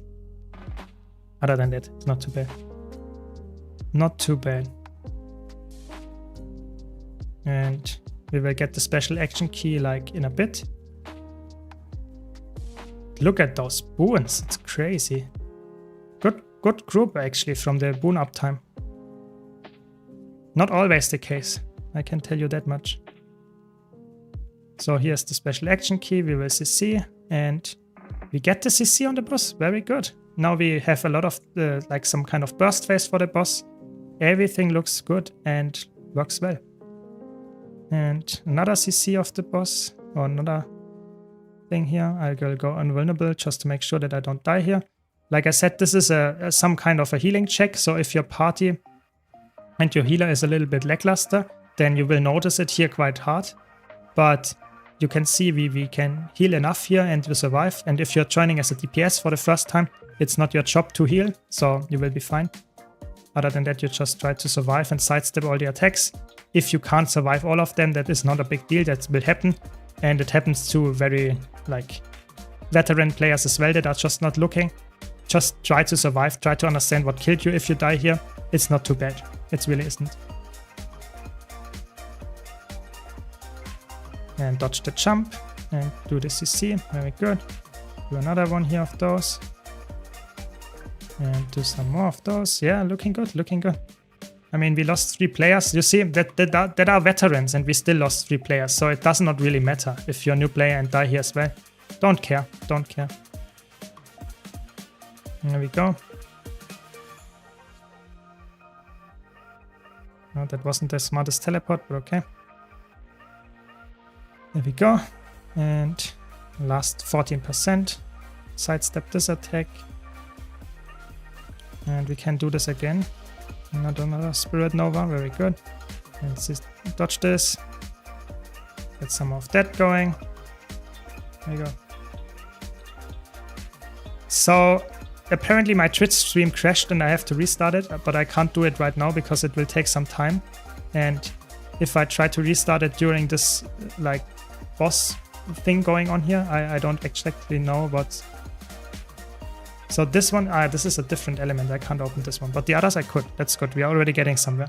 Yes. So I'm sorry, guys. I will check the Twitch stream in a second, but on YouTube it's still working. What's your favorite class for strikes? Oh, that's hard. I would say right now it's probably Chronomancer because I can fill so many roles. If I would, and I can carry a group. So I would say probably Chronomancer, yeah. Yeah, it's true.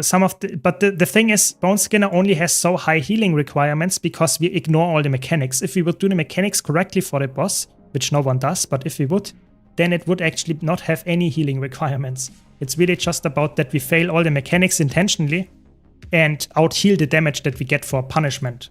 That's the only reason. Other than that, they would never make an easy boss that has crazy high healing requirements. That's the whole reason. Yes, I was streaming on Twitch, but it crashed, so I have to restart in a bit.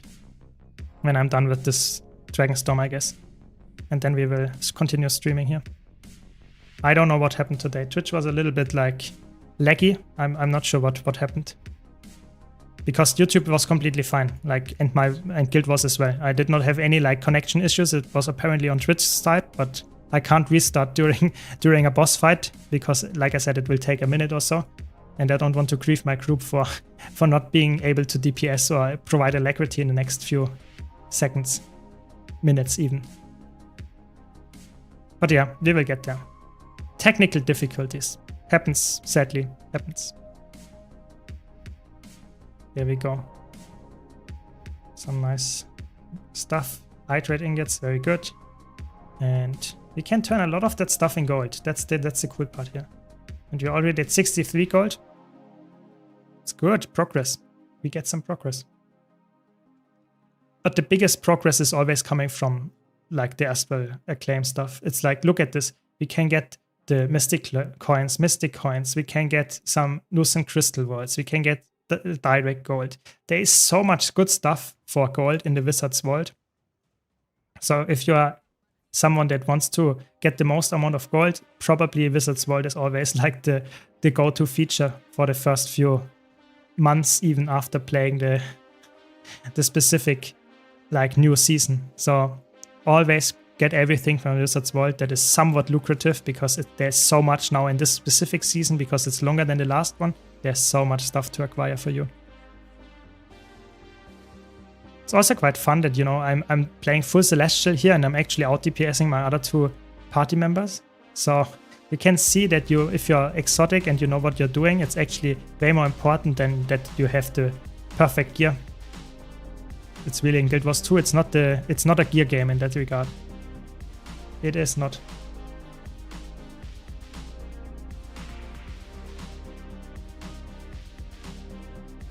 There we go. First one down.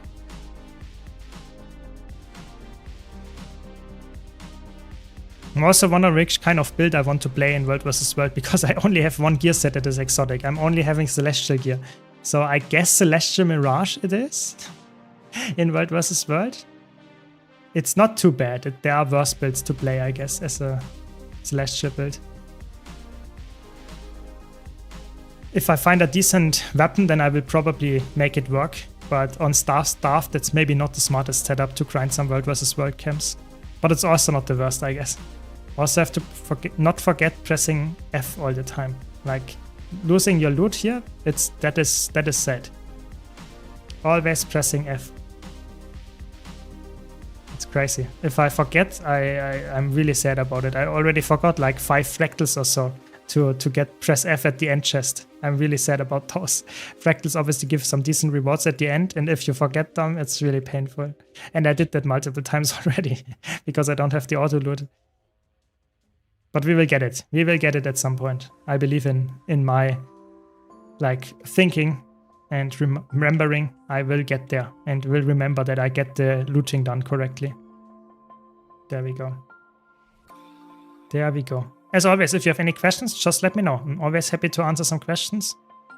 And there we get the cutscene that I see almost every day. But yeah. If that would not be there, I probably would have said this is probably one of the best instances to farm every single day. But with the cutscene, with the unskippable cutscene, that's the important part. That's a little bit annoying. But yeah, what can you do? Still very good gold power. And you have the chance of getting an infusion here. So that's why I always play it as well, especially on this account. You know, if I would get the infusion here, my gold problems for the legendary would be solved. I'm not sure if that would be legal for the challenge though, but it would help. It would help. Okay.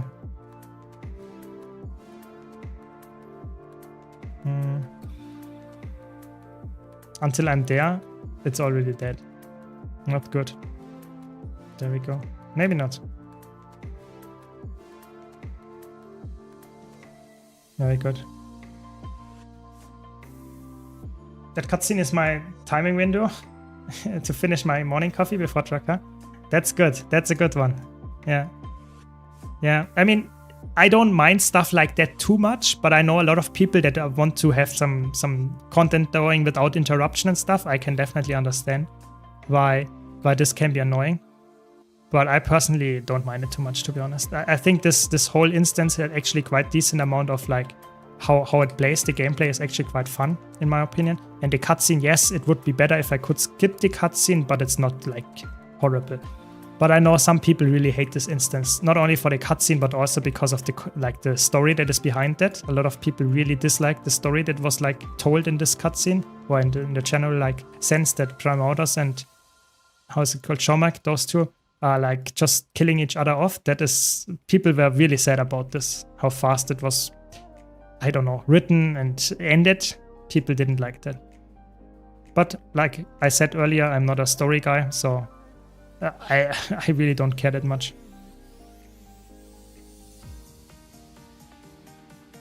So we're almost done. Almost done. And then we can try to restart the stream. Yeah, I'm sorry, sometimes happens. Sometimes it happens. But yeah, I guess YouTube has some advantages over Twitch, I guess, with the connectivity issues. So good for you guys on YouTube. You still see me. You can still ask questions. It's your chance to shine. If you have anything that you want to know without the Twitch chat knowing, now it's the time. Now it's the time. Okay. Very good, very good.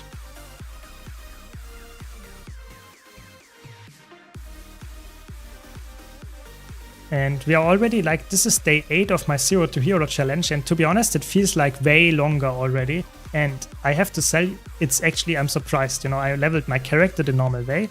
I did get to 70% world completion already, and I want to finish it in the next few weeks so that I can craft the legendary, and then I need to farm a lot of gold. That's like, I'm already getting quite fast, to be honest, with all the stuff. And of course, I also want to get all the achievements for the event, because the event obviously is amazing. For the legendary starter kit in here that I can get, for the ascended accessory that I can get in here, and of course the legendary class. So there are so many good things here for a new player. I mean, it's like insane. I have to farm on this account like crazy to get all of the stuff. What to do with the starting rare armor you get from the event? Just destroy it. I actually destroyed it because even on this account, like I have not played on this account a lot, but even on this account it would not help me that much. Like rare gear is like, I don't know, it's not really helping too much. Like I need exotic gear at least. Better would be ascended gear, but exotic gear is like the minimum that I want to go for on this account.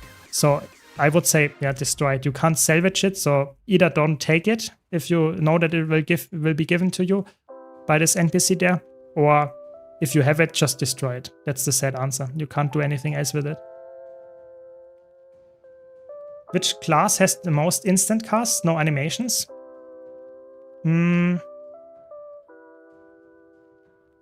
Probably Mesmer. Yeah, probably Mesmer. That's why I like the class so much, because I'm really someone that likes to have instant reactive content, not something that needs a cast time and waits until the thing that you want to react to is already gone. So that's why I like Mesmer so much. Yeah, Mesmer is probably the most, yeah. What legendary you want to craft with the map completion gift?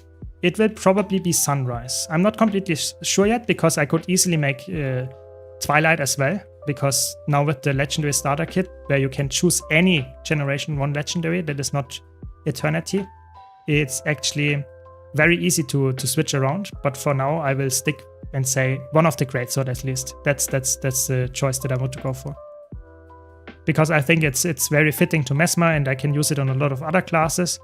But to be honest, I could also go for Sword, maybe like Bolt, because Sword is like useful on every single class, so that can be a thing as well. But like I play on this account a lot of Mesmer, I will probably stick to, for now, with the greatsword as a plan. But it will take a few weeks until I get there anyway, so it's not like very urgent that I decide right now which one I will go for. But for now, it's greatsword. Yeah, Sunrise is a very cool legendary. I know some people don't like it, but I think most of the people in the community would say Sunrise is one of the nicest legendary from the looks. And it's a cool legendary. And it makes sense, of course, for some kind of nice legendary to go for something that is like quite flashy. You know, I want to show it off, of course, as well on this account if I have it unlocked, and not only have like an offhand weapon or something that is quite boring. And I can understand people that want to have the nice skin as well. So there's that. My first legendary on my main account was Twilight, actually. That was like 11 years ago or something. But yeah, that was like way back then. It was way harder to grind this. And I took like crazy dungeon grinds and a lot of gold to invest there. But I don't care. In the end, it was fun to get that. And after that, I had way more legendaries to grind anyway. Welcome, Giovanni. Welcome, welcome. What in your opinion were the most annoying legendaries to make? So I would say the trinkets are probably up there, because you have to do so many collections, Aurora and Vision. But I remember there were some really annoying collections during Nevermore and Hope as well, where you had to do some events, and some of them are really annoying to get. Sometimes you have to fail events to actually get them. That can be quite annoying. So the Generation 2 legendaries like Chuka and Chambabot, Astralaria, Nevermore, and Hope, those need a specific collection. They have a really long quest that you have to get done, and those can be annoying as well. But I would say Vision and probably Aurora, those two would, for me personally, probably the most annoying ones, yeah. At least on my main account, because I had to grind some achievements, and I'm not really a big achievement grinder. I don't like that. If the gameplay is not good and I have to replay the story for 3 times, that's not something that I like. But it's not too bad, I would say. You get a legendary after all, so there could be worse things to get. Okay, there we go. We did it. Very nice. But no infusion, sadly. What is the best Elementalist pure DPS elite spec for strike missions? I would say it's Catalyst. Catalyst is very strong. If you can play Weaver, Weaver might be stronger, but I think Catalyst is actually quite easy to play compared to Weaver, so I think Catalyst is the way to go. So I will quickly check if I can restart the Twitch stream. So give me a second, I will be right back.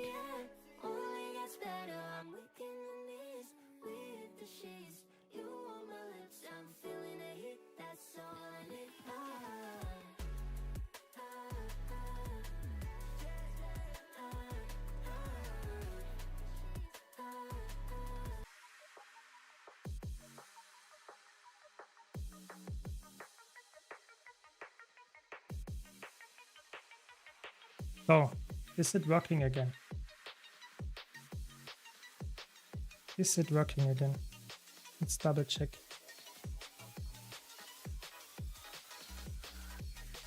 I think it should work now. Let's check. Welcome everybody. I'm back. Sorry for the short interruption on Twitch. I'm very sorry. I think on YouTube it should be fine, I hope. Let's see if it's still working. Yes, I think we are still there. I hope if anyone can write if I'm online again. But I think it should work now. I'm back again. I'm very sorry for my dear Twitch viewers here. Twitch had some issue and I just randomly disconnected from Twitch, whereas YouTube was completely fine. Yeah, sorry Snowdrop, it's really weird. You know, YouTube was completely fine and running all the time. I just disconnected from Twitch. I think there was some server-side issue and I just noticed after a while. And of course I couldn't do it during Bone Skinner. I don't want to keep my... maybe the Warriors got me, yeah? Yeah, maybe. But now I'm back. Now I'm back. There we go. Welcome. Welcome back. Sorry for the interruption. And it should also work on YouTube again, yes. Very good. Yeah, exactly. Vision has some time gates. Aurora has some time gates. I think both of them are not that fun for me personally. But the most important thing for new players is to understand. You will get a legendary accessory that you have until the end of Guild Wars 2's server. Yeah, so you get a legendary accessory that you can use on every single character. Like this is like very, very good. That's so high value. So I would say, even if it's like somewhat annoying to get, which some of them might be, I think it's definitely like not too bad. It's really not.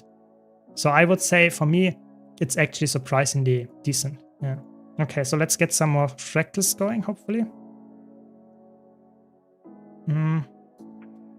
I wanted to get a Swampland and a Solid Ocean. Maybe someone has actually that.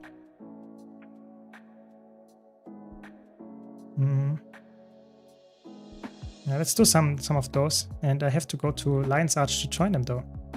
Because the quick play feature you can go from everywhere in the world. But the Lion's Arch is important for the normal fractals. That's how it is. So we are back now. Hopefully that's very good. Very good. The Living World Season 4 Skyscale, the Corner Cryocatoric recipes and more. Yeah, that's true. There are some really annoying things to be honest in Vision as well. But I think the thing is, like I said, you have to understand that this is a legendary you're going for. It's, of course, this specific like gloves that you can get now from this bonus event is obviously really easy to get. But most legendaries have some kind of time gate, some kind of investment.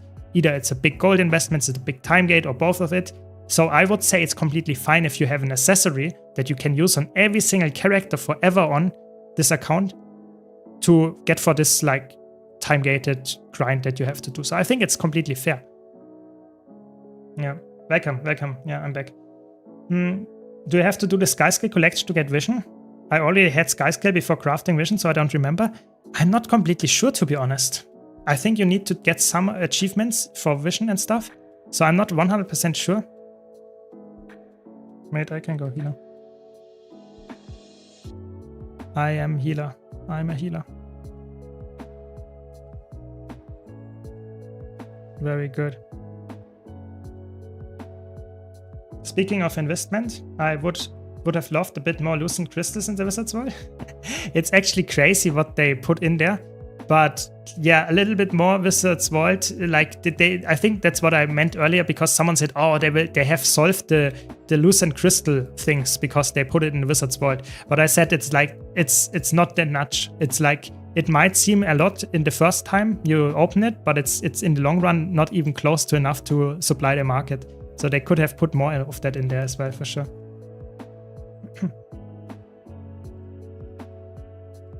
No, it's fine, it's fine, it's fine. Always like to hear your opinion, so don't worry, don't worry.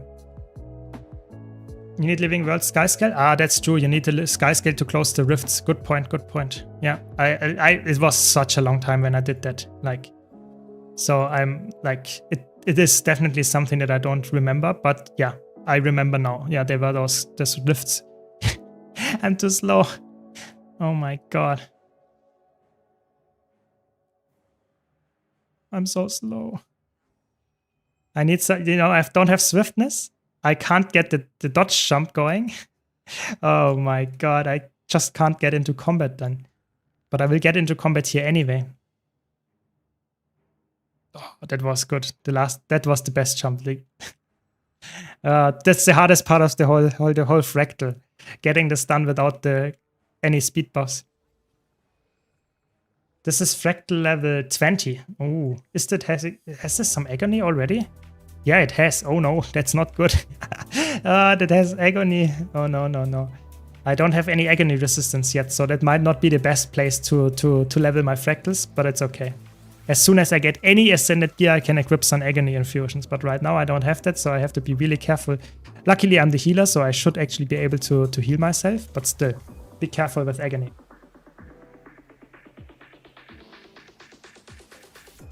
Yeah, I mean that the opinions are split. Some people like Vision more, some people like Aurora more. In my opinion, both of them are somewhat similar. I did not change too much, but I can definitely understand why someone would say this is an annoying connection or this is an annoying connection. They had some parts that were not that fun in both of them, I would say. Is it stupid to play an Elementalist, a Thief, and a Revenant if I go for Legendary Armor? I mean, if you like those classes, you should play them. But if you are looking for getting Legendary Armor for all three of them, yeah, it's probably not the best because you have to get all three armor weights. But what can you do? If you enjoy those classes, you should go for those legendaries. Because if you don't, you will be sad. If you just say, I play only light armor classes because then I can share the legendary armor, that will in the long run not be that smart if you don't enjoy any other class than Elementalist. That is not that fun, I would say. So probably stick to the class that you actually enjoy. And if that's 3 different armor classes, I mean, so be it. Yeah. Nice, Havoc. That's good. More stuff to come, especially with the expansion. So that's the whole idea. Yes. More build guides to come and more like all-around content on my YouTube channel. So that's the idea, yeah. I got Aurora and Prismatic Regalia same day a couple of weeks ago. Vision is still over a week away. Yeah, that might be true for someone that has no progress at all. For both of them, Vision might be a little bit harder. But I don't know. It really depends heavily. For me, it was a little bit weird on my main account because I had like half of the achievement for Visions already done. So to judge how annoying it is to do it from scratch, it's really hard for me because it was already halfway done. But I can understand if you don't like it, for sure. No, always happy to help. Don't worry, don't worry. Get so many achievements, it's actually crazy. Just by, I'm almost at 1k achievement points already. Actually really surprising how fast you get achievement points in the beginning. Can't believe they released this top tier update days before Borderlands 4 comes out. Yeah, so much good stuff to play then. I guess that's good for you. The agony is killing me. How high is the agony that I need for this? It can't be that high, can it? It's tier 1 still. It's like 2 or 3. And I still get that much damage. It's actually crazy.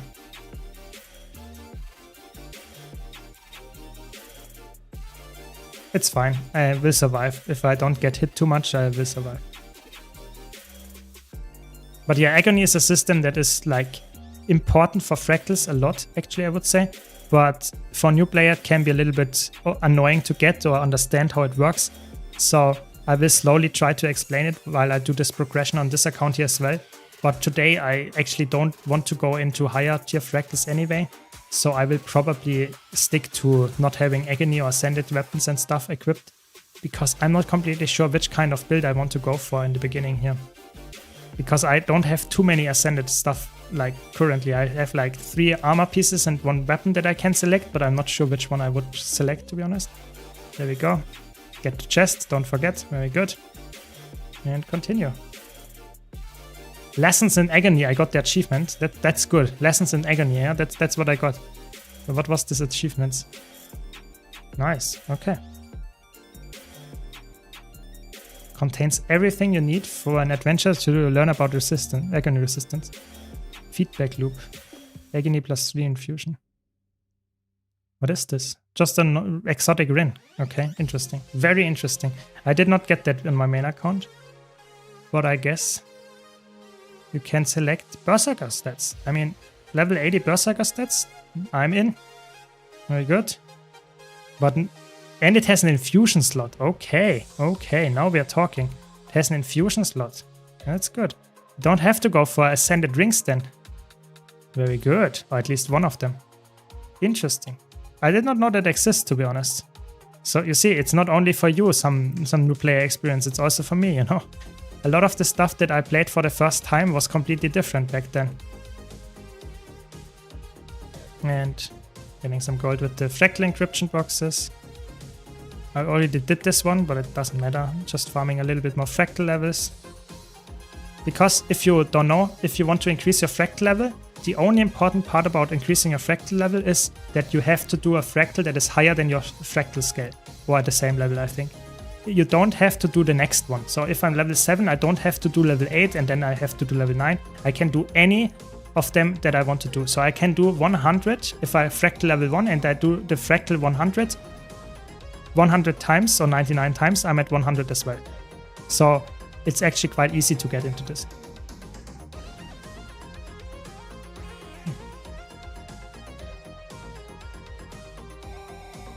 Yeah, very good, very good. I think I forgot some looting again. Oh no. I always see that when I see that button pop up and I think, did I press it all the time or did I not press it? It's fine. It's fine. Yeah, the Omni Potion reward is so good. It's also, I will get this on this account of course as well. It is not my priority right now because it costs 1000 like Astral Acclaim and I still have like 48 days remaining. And of course my goal is to get the Legendary and I think this will be a big like investment at some point. But I think getting the gold stuff first might be smarter. I don't know. I will get it in the end of course as well. So maybe I should get it first because I can use it in fractals then. We will see. It's definitely worth getting on for every single like player. There is not a single player that shouldn't get it. Maybe PvP players only or World vs. World players that don't care about skins. But like any PvE player I think should get this because in the future you might actually play fractals and then that's worth playing. And if you play it already, sure, then get it. So really, really good reward. There are some people in the forums that are really sad about it. And I really would say I'm not, but I know some people are, so I guess there's that. Yeah, it's crazy. This event is insane. Like listing legendary gloves, weapon, omnipod, backslot, skins. It's like so good. Like it's most of the stuff is old content, yes, but you see if the rewards are good and if you get some new skins and stuff, people engage with it, and it's a really cool feature, you know. So overall, just a big plus with this patch. Yeah, and the backslots on top of that as well. Yeah. Yeah, nice to see you, Vandalin. Did you already unlock all the Ascended gear from Wizard's World? Yes, I got all of those already. It is like not like enough to Oh no, would have gotten a portal. It's insane. Would have gotten a portal. Now we don't know where to go. That's okay. Just go here and then up there. There we go. Just have to concentrate so that we get there in time. There we go. No. Gosh.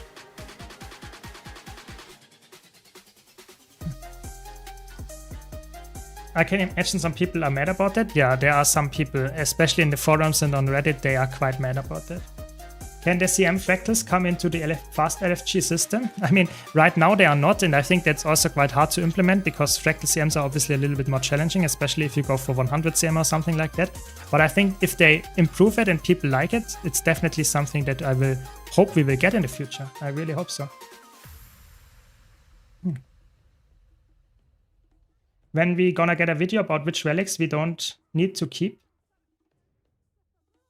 So I think there are like a couple of relics that you should keep, but like most of the relics it's like a little bit of like a veteran perspective, but most of the relics you can safely salvage because or sell or whatever if you don't have enough space, because you can always repurchase them for not too expensive. Yeah. So it's really just the first time unlocking that is so to say the annoying part. After that you can just always repurchase things for some currency. So I would say it's not too bad, but I would say better save them because there might be a time when you need a specific relic for a specific build. But yeah, I can understand that. I will never go over all relics. I think that's a weird video. Not a lot of people would watch that or would actually need that. But if you have a specific question about a relic, just ask me here on stream, and I will give you the answer if that's necessary, if you need that to keep. I can give you an answer to that. People found Sunrise and then the kit drops and you're almost there. Yeah, exactly. It's really good. It's like insane how fast you can get Sunrise now, or any legendary, yeah. Because you can get half of the legendary plus another half is almost like the full one. Of course you don't get that much, but still, like it's really, really good.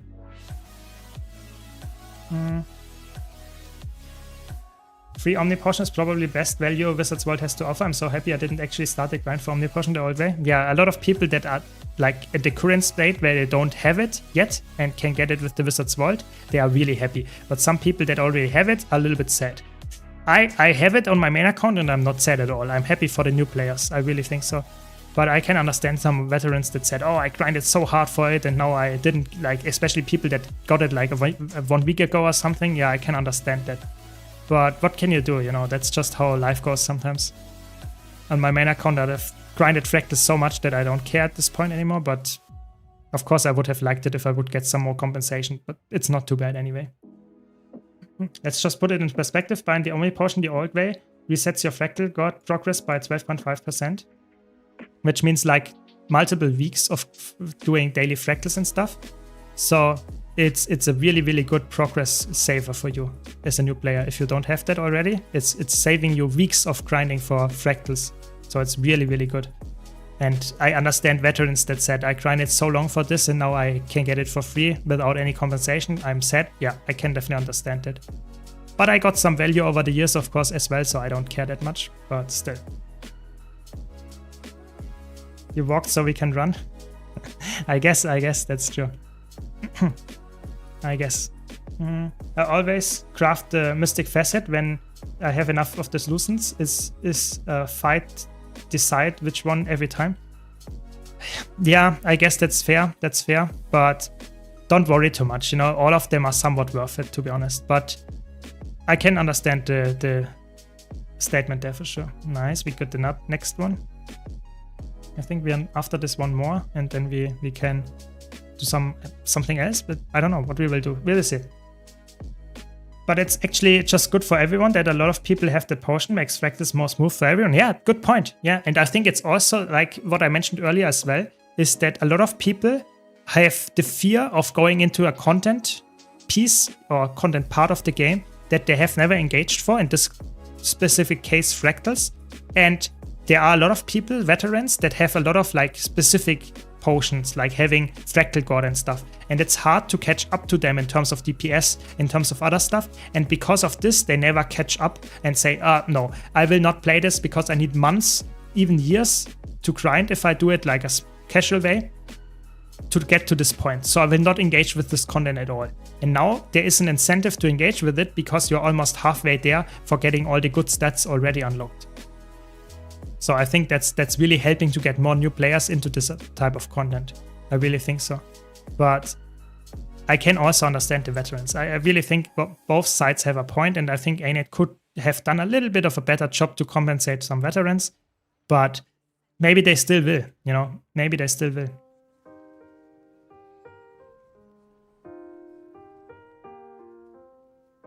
There we go. Yeah.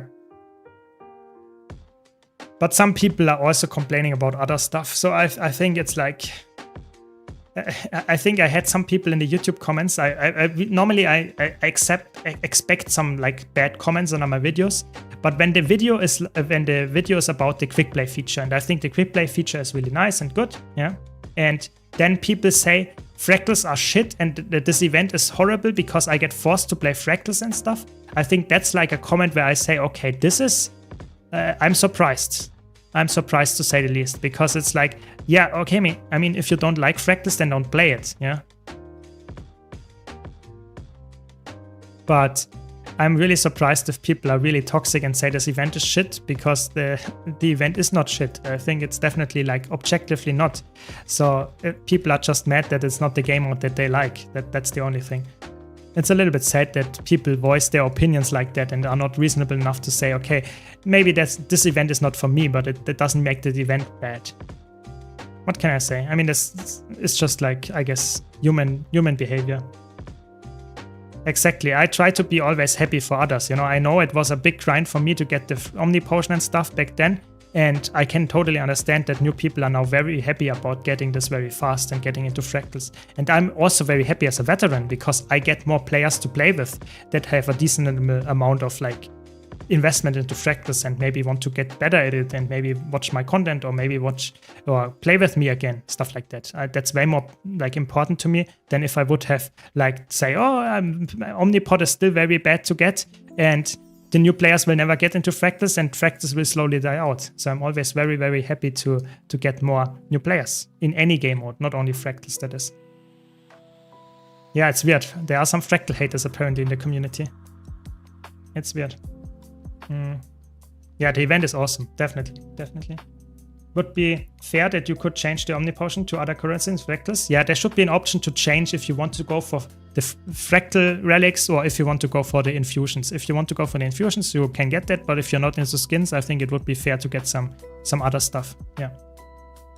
Yeah, exactly. It motivates new players to try out something new before the expansion drops. Exactly. Yeah, they're always like people, humans, and are really like about complaining. You know, I can tell you that much. You know, that's a German like thing. Germans always like to complain, and it's like humans do that in some general sense as well. You always have something to complain about. That's just how it goes. Yeah, it's a win-win in my opinion. I would say so as well. The only World vs. World really sucks. I'm poor and have to play it for legendaries. Yeah, I know there are some people that don't like World vs. World either. So I think it's like the cool part about Guild Wars 2 is you don't really like have to play every single game mode. Yes, I know some legendaries require to go in World vs. World or play some fractals if you want to go specific skins. But I think it's like you don't have to play it to get the best in slot gear and stuff. So I think overall, I'm just like someone that says Guild Wars 2 is in a very healthy state in terms of new player experience. They did so many cool things right now to improve the new player experience, and I think there will be more coming with the expansion as well with the core feature update. So I'm just like, I think Guild Wars 2 is in a very good spot right now for new players especially. I'm with Snowdrop though, because I think they make a lot of new improvements for new players, but I think they should also try to keep their veteran player base somewhat alive. And this is a little bit missing in the last few patches, a little bit at least, because they always make a new way to get a new legendary or something, but they should also make something that is a little bit more like veteran focused. I really think so. Maybe they can do it, maybe not, I don't know. But I personally think that would be really cool. But who knows? Who knows what they have planned for the future? You know, it's like very unknown. I have no more information than you about the expansion or anything. And to be honest, I really hope we will get like maybe next week or something, some more information about the expansions, some slow teasers about something, because it's slowly like slowly getting there. You know, we are almost like a month and month and a half away from the expansion, and I really expect to get some more like previews, some kind of like hints, whatever, maybe some kind of balance adjustments to the elite specs, something like that. I really hope we get something at least. Guild Wars 2 is very attractive to new players, but kinda struggles to keep veterans. Yeah, exactly, and that's a big problem in the long run, because you want to have new players, and a lot of them, that's perfect, but you also want to have veterans that teach the new players the game, that you have some kind of active, continuous player base, and you need veterans for that. And I think in a healthy way, you should actually, I personally expect that this will be at some point like realized by ANET and also try to be addressed. But it takes a while, I would say, because what do veterans want? There are so many different types of veterans in the game. So what kind of veteran should they address first? You know, should they go for World versus World? Should they go for PvP veterans? Should they go for open world players? Should they go for fractal players? Should they go for raiders? Like, there are so many different types of players. How can they make something that is working for every single type of veteran? It's really hard. So I think the new player experience is way easier to address, and that's what they are doing right now, than going for crazy new reworks or new stuff coming out for veterans that is very, very likely to be long-term viable. I hope they will find something that is really good, but I think there will always be some part of the community that says, that's not for me, that's shit, I want to get something for my content. So yeah, I hope we will get something for everyone, but I don't expect that they can make that work. They can not pull that off, I would say. It's too unrealistic.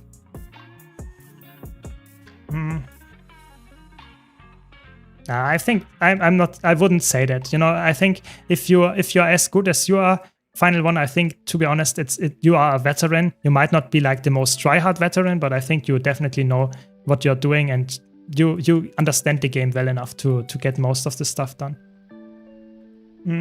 Yeah, push is actually currently happening. Yes, you can push now in PvP with just unranked. You can just say, okay, I want to queue for push only and play unranked, and you will be able to play completely like push forever more in the future. Like, there is nothing that keeps you from playing push. It's really cool. Really nice. Guild Wars 2 cannot scale to keep veterans with their monetization. Yeah, maybe not. I don't know. I think it's really challenging without having a subscription fee or having this current model. I think it's somewhat challenging to make veterans attracted to the game for longer, especially with the current amount of like how many endgame contents pieces they release, like raids, fractals and stuff. It's just once a year, so that's not that much. So if you want to have a veteran in the game that is tryhard, it might be a little bit hard to keep them if they just get one piece of like instance every single year, or 3 pieces in total. But still, I still hope they will pull some miracle off, to be honest. Best part of Guild Wars 3 for me is that I can play it on and off, come back and still have the most up-to-date gear. That is true. That is a really good point of Guild Wars 2, and it's a very unique part of the game, unique selling point. And that's also the point that a lot of veterans, so to say, miss, that they don't have something to go for after they reach the end game. So there is always something that is a little bit like good for some players, bad for others. That's just how it goes, I guess. The new event, Loki, sucks for new players. It's so time-gated. Really? I mean, I think the time gate is not really that important. You know, you can grind it like crazy and you will get everything during this event. You can like farm 100 fractals on the first day and you will be done for the rest of the event. And then you can just log in every week once to get the cloths at the end. Like, really, it's not. I think it's not really time gated in a negative way. They just don't want to have people having the cloths on day one. That's the whole reason. They want to have engagement over the course of the whole event time. That's the whole reason they are doing it like that. But yeah, I guess that's fine, you know. Yeah, I don't have the auto loot either on this account. I missed a lot of those chests. I missed a lot of those chests. Okay, we have some portal. That's good. I will. Let's go. We have 1 minute. Come on, 1 minute is not too bad. Like, it's not too bad. Where's the portal?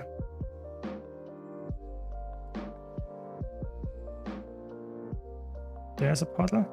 Maybe someone else should have gotten the portal. I would have been able to get there in a minute, to be honest. But okay. Either way, we are fine, I think.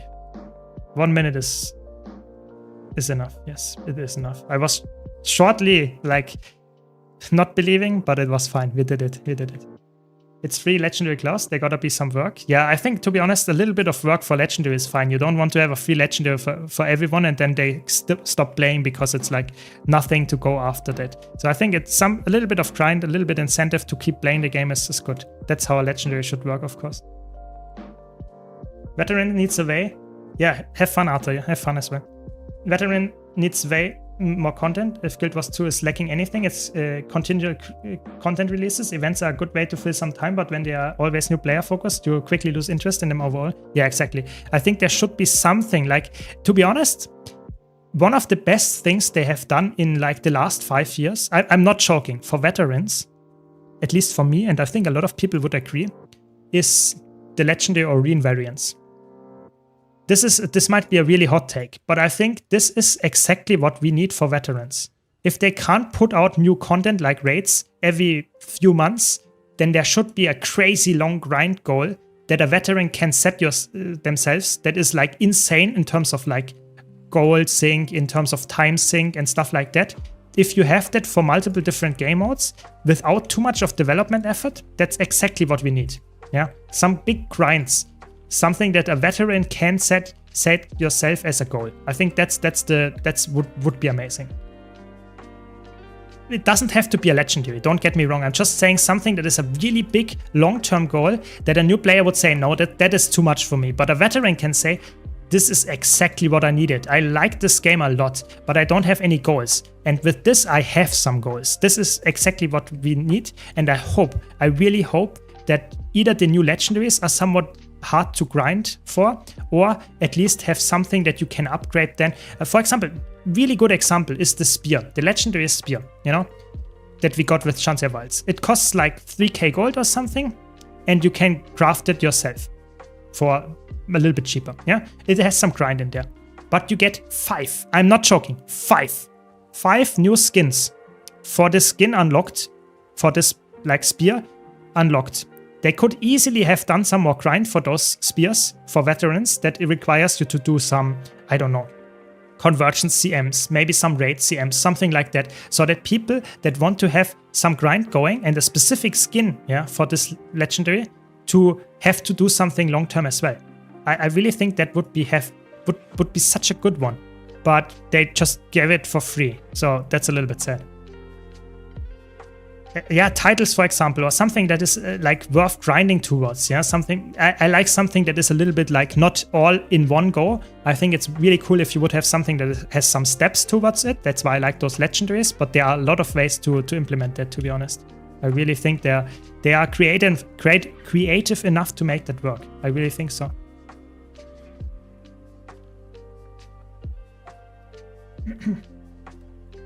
How do you earn gold via fractals? Can you earn some gold via tier 1? Yes, you can. So you just open all the boxes that you get, and you get those fractal encryption keys.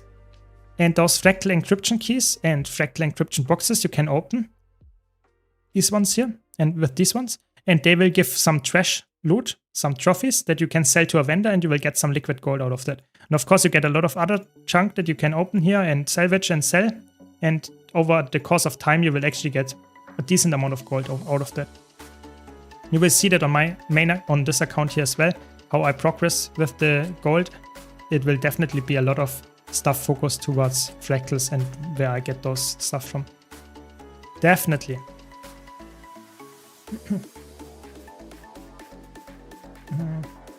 My goal is getting legendary spear, but I cannot get my goal past 300. I mean, just be patient. Just be patient. 1 second.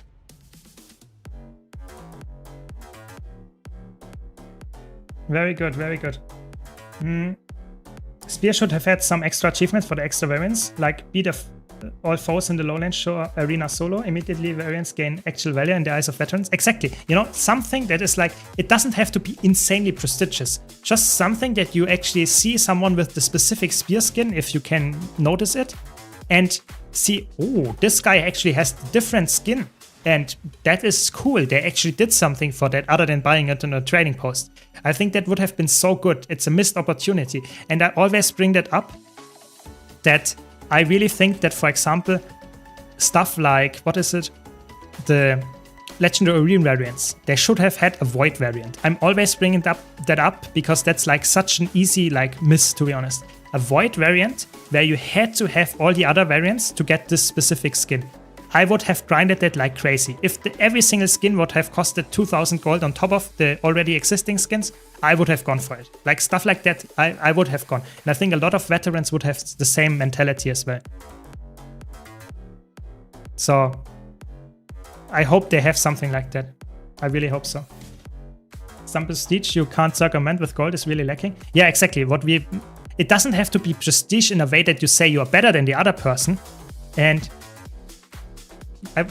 I would say that it has to be something that you see someone made an effort. Yeah, someone joined the journey, like for Chuka and Champawat. You know, if you see someone that has Chuka and Champawat, the legendary, you know they did actually the grind for that. Yeah, they did the grind for the achievements. They went through the collections and they had the same journey you did. That is a cool like skin and a cool experience.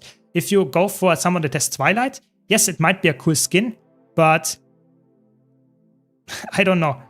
It is really just like they could have bought it from the TP and it's not a journey at all. So I don't know. It's not perfect. It's not perfect. Do you plan on doing some PvP World vs. Reels on your Zero to Hero account? I mean, we can do some now, to be honest. We can do some PvP World vs. World. Yeah, I guess let's do some push. Let's do some push. People, you asked for it, Yuska. Now you get it. Some PvP. Let's do some push on this account. See how it goes. I need some for the Wizards World anyway.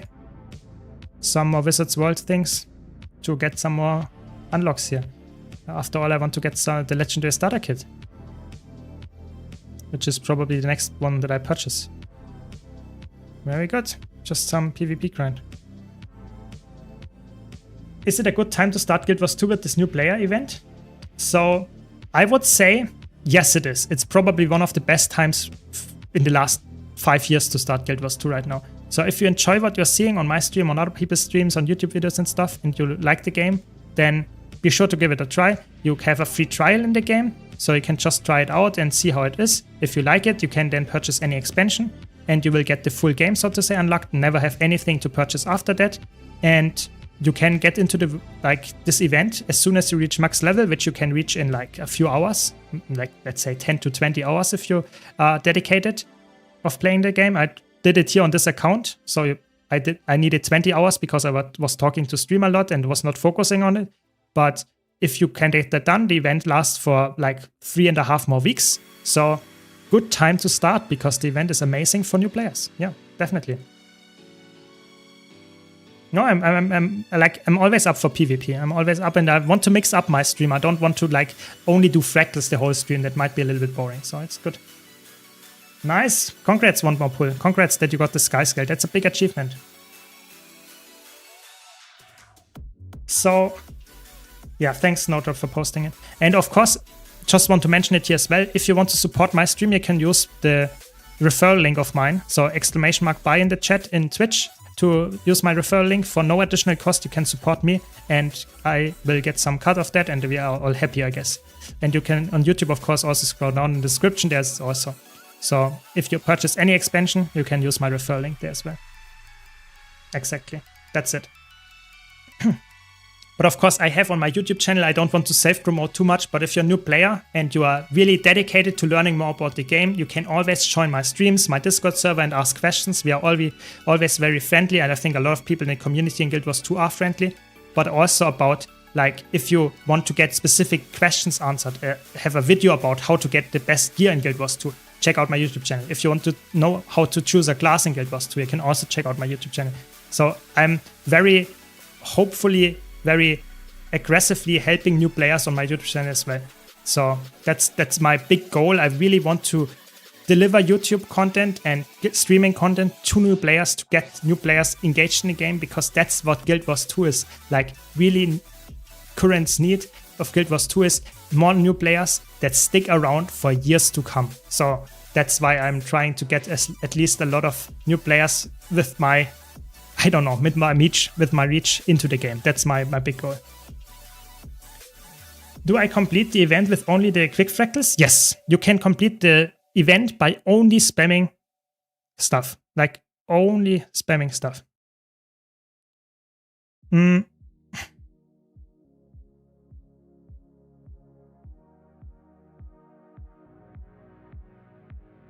second.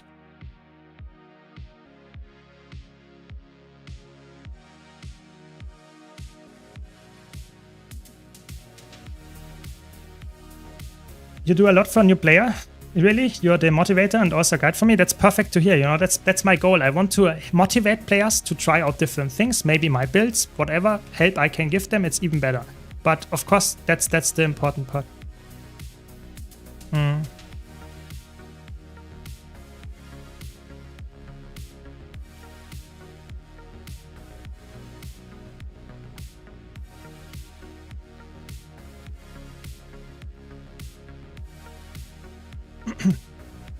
Welcome, Tits. Welcome. So we have a match. Now we're going to push. Hopefully we're not facing San, or I saw Goku as well. Hopefully we don't face them, because that will be not like my goal. I want to have some decent match and not something that is stompy, but we will see. Push is interesting. Very interesting. Yeah. So don't forget, if you're a new player and don't know what I'm doing, I'm currently playing PvP for my weekly of Wizards World and also the daily. But if you don't want to engage with anything that's about competitive modes where you fight other players, you can go here to the cog, to the gear wheel on top of there, and then you can say, okay, this is, I want to focus only on PvE. I want to focus on World versus World and PvE, and then you can select it for the next refresh, and it will change your tasks. You can go for all 3 of them, you can only go for 1 of them. I'm only selecting PvP because that's for me the fastest way to do it on my account here on the new Zero to Hero account. But if you are only playing PvE, you should definitely go for PvE only, or maybe World versus World, because going for all 3 might not be the way to do it. Hope that helps the new player as well. You're a savior, man. Guides have helped me so much when I started 4 months ago. Perfect. You know, that's what I want to hear. And if you have any other questions, any comments, any ideas what I should do a video about, let me know. I can't guarantee, of course, that I can answer the question or make a video about it. But if you have any idea that might actually benefit other people in the long run as well, then I will probably make a video about it. There we go. We are into push. Let's take a look at the map. Just want to showcase it a little bit here on stream. So they have now a specific thing to interact here with to get the buff here. Damage buff is here. And we also have some kind of weird teleporter mechanics happening. In general, the map looks way more polished now. Also, the mini-map looks way more polished. I think overall, I like the design of this quite a lot. And there's a lot of kiting room here. Looks very, like, aesthetically pleasing, I would say. I also like that you can, for example, climb up here if you want to kite like crazy. That's also a way to do it. You can then like pull down some damage on the enemies from up top here. No, I think I like the map. I would still like to see the video of the easiest, fastest Corteria masteries, because I opened auto loot, but now my fractal mastery suffers. Yeah, so you will note, I will actually explain that quite detailed in my Zero to Hero like summaries on my YouTube videos, where I like, this is Zero to Hero stream, and I stream like a lot of times the whole day about this specific goal. But I will also make summaries about this, like let's say 20 to 40 minute videos about the Zero to Hero progress. And there I will mention also the masteries that I would progress for Corteria. For Corteria, it's, to be honest, quite easy to do. Skip legendary crafting altogether, because it's like completely misleading. You only need that if you want to craft Generation 2 legendaries. Like that's it. Everything else, Generation 1 or Generation 3, you don't need it. And then Pact Commander, you will go to the last one because you want to get the auto looting. And for Fractal Attunement, I would say going for all of them is obviously good if you play a lot of Fractals. but it's not required. It's not like, I would say auto looting is the most important one in the long run. Fractals can be very worthwhile to get as well, but it's not necessary if you don't playing fractals. It's only because of the event that it's so good. Hello guys.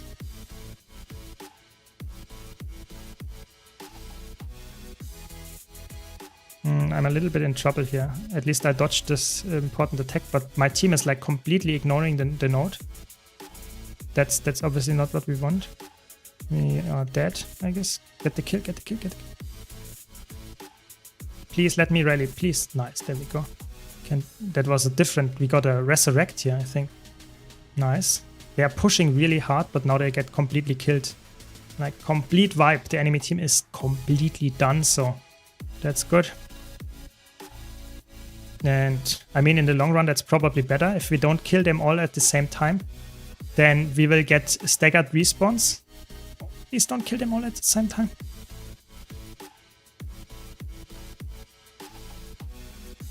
Yeah, that's good, because then they have staggered respawns, because this is a wave respawn. So that means that when the first player in the enemy team dies, they have a 15-second cooldown to respawn. But as soon as another player dies, within this 15 seconds, they will respawn together.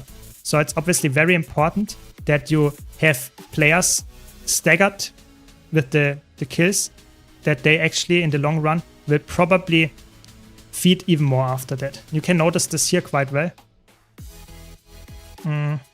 We can now kill them off one by one, I hope. There's another one to get. Yeah, it looks really cool. I like the new map design for sure as well. It's a really cool map design. But like I said, if you have any other comments about videos that you want to see, I'm always happy to try new content as well. You know, sometimes I have some questions that a new player might have, and a veteran like me didn't even like consider that this exists, this question. So just let me know. Just let me know. What are they doing here? They are like so cooking the enemy team. It's like crazy. Get some damage down. I think we won this match, to be honest. The enemy team is already like giving up, I think. Not bad, not too bad. Was quite fast. The queue was longer than the actual match. That's fine. That's fine. Are there any jumping puzzles worth to finish? So there are some jumping puzzles that you need to do for some legendaries. But in the short run, I would say no jumping puzzles is really necessary to grind. Really, it's not necessary. I bet there are a lot of videos that explain almost anything. Yeah, that is true. I have a lot of videos on my YouTube channel already, and if there are obviously for most content, there is obviously already a video, but some of them are not up to date, some of them are not that detailed. So let me know. I'm always trying to make some content that is helpful for new players or veterans alike. Is there a low intensity Weaver build? So I'm currently working on something like that, yes, but I would say it's for Weaver, it's like a little bit challenging to find a build that is very low intensity. Elementalist in general, I made a low intensity Tempest build, and people complained that it's not low intensity, like auto attack only. But Elementalist is not designed as a class to be auto attack only, because you have 4 elements, you have like 20 weapon skills, so the whole kit is based around that. But yes, I will try to find a build for Elementalist, maybe Weaver, that is low intensity. But I think it's harder done than said. That's it. Yeah. I have some videos about currency conversions. So for example, spirit shards and imperial favor and karma. I have videos about this, how you can convert them. But I also have a video where I summarize every single currency, how to get them, how to convert them. Maybe check out this one. It's a currency guide. I made it, I think, like a few months ago. It's still up to date. Maybe that helps you there, Yuska. I think you need legendary crafting to buy mystic runestones for generation 3. Maybe, but like I said, this is really not important. Like the legendary crafting is really something that you should not focus on. Really, it's not that important. But you might be right. For some legendaries you need it, of course. But I would rather focus for generation 1 legendaries. So for the starter kit ones, you don't need it. That's the important part. You don't need it. Yeah, exactly. You need it for mystic runestones. Good point. Good point. Yeah, good point. Yeah. easier said than done. That is exactly what I was looking for, exactly. It was apparently also quite hard to say, for me at least. Yeah.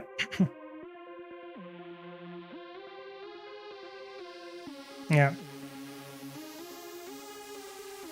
Yeah, so what I also want to mention, if you're a new player and you play a specific character only in a specific game mode, you should always get your guild buffs. So this character only play in PvP, and that's why I have this guild PvP reward track buff by 10%. So I get 10% more reward track just from playing PvP forever on this character. Just go into your guild. If you want to join our community guild, you can do so. Just write me. And then we have the buffs there for you. And then you will get a little bit more experience in PvE, for example, a little bit more magic find if you want that, and stuff like that. Kill this guy. This guy is so dead. They overcommitted so hard. And there's a Power Reaper. It's also a good one. Good target. And 3, 2, 1. Boom. Some nice damage. Very good. Get some heal my allies here, I guess.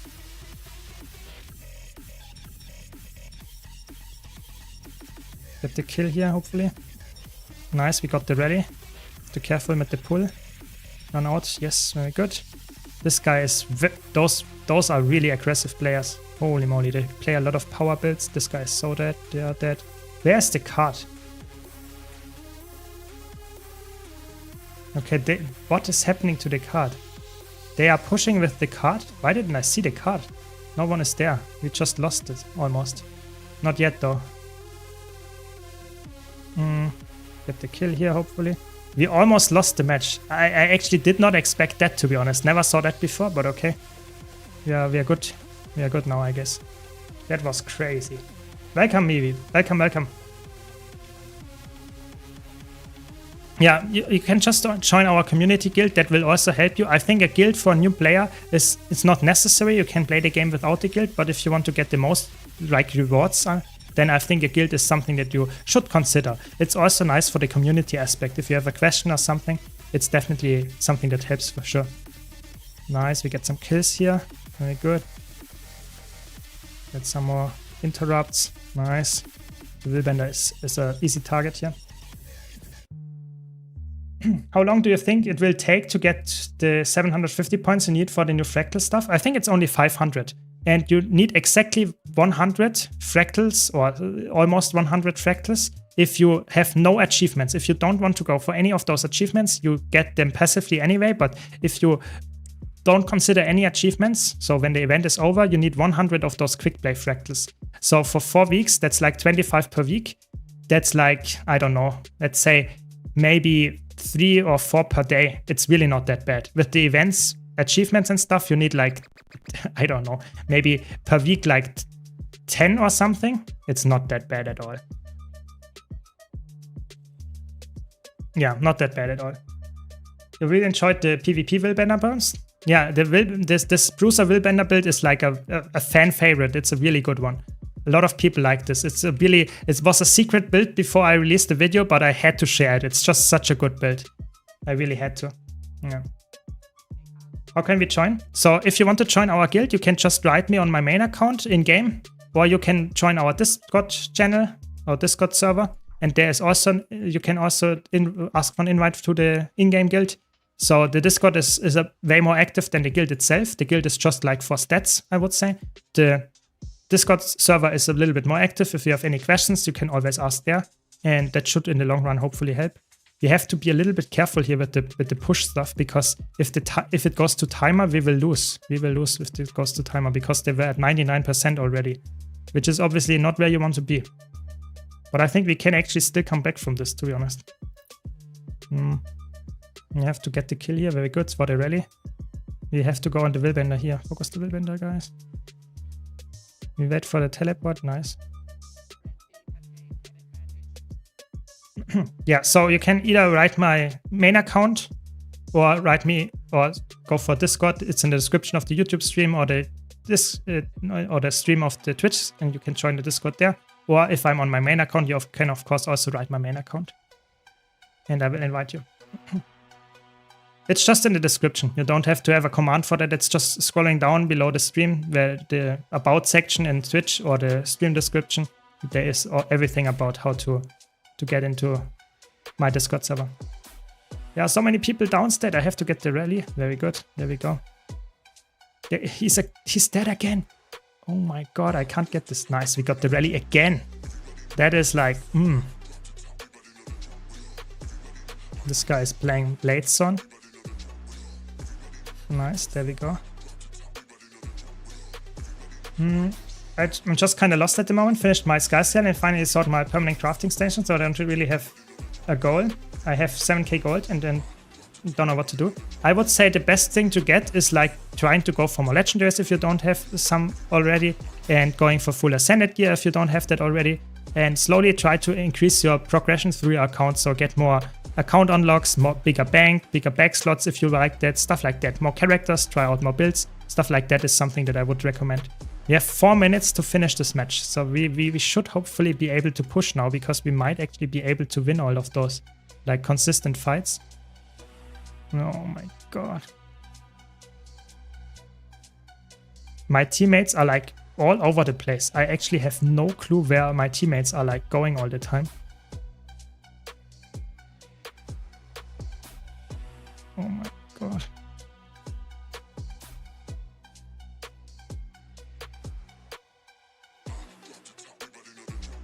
Okay, this guy was like just leaving me here. Oh no, my team is staggered death. Nice, they still hit me mid-dodge. So sad. We could win this match easily. We just have to focus on the enemy team. Yeah, I mean, it's so sad, you know, my team is just like again feeding in this 1v5 all the time. Otherwise, we could have easily won that, but I think now we have like a very hard time to survive, because we will always be outnumbered. And if we can't just swing the match like crazy, then this might not be the best way. Okay, I have to use this and go back. And nice, that was a good one. And we have to help this guy. We have to get this rest. If we don't get this rest, they will rally. Oh my god, they rallied anyway. Now we lost. This is straight up the loss. So sad. We could have won that if my team would have helped me rest or kill the enemy. But now we are outnumbered and we are in a bad spot, because we only have 3 minutes and we need to finish this match in 3 minutes, because the timer will make us lose. That's just straight up true. The Willbender is an easy target. Like this guy is like almost always dead if I focus them, but they will also focus me here. Oh, this was a nasty CC. This guy is always dead and they will rally now. Yeah, this is over. My team is completely dead. That's I can't contest it. I will now leave to get out of combat and maybe try one last push. But yeah, I tried my best in this one. I really did. Look at this, 20 kills, 440 damage, but we still lost. 2 minutes only for getting the complete return here. This guy is so overcommitting, it's crazy.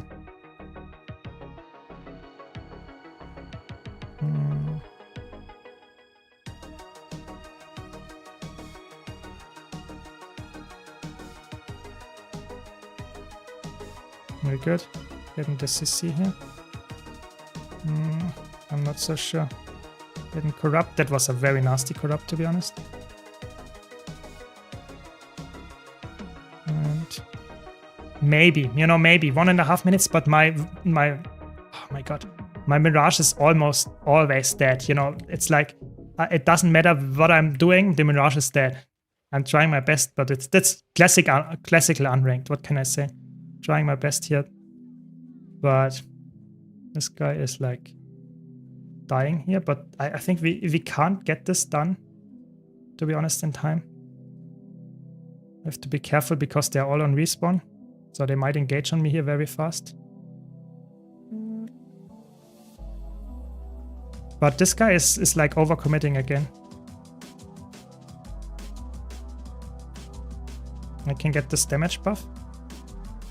Very good. Now we have a damage increase of 20%. But my team is dead again. The Virtuoso is like always dead. We can only win this match if we go at timer, if we not lose a single tick. Like, we can't lose a single tick of this. Then we have a chance of winning. But I think it's very unrealistic.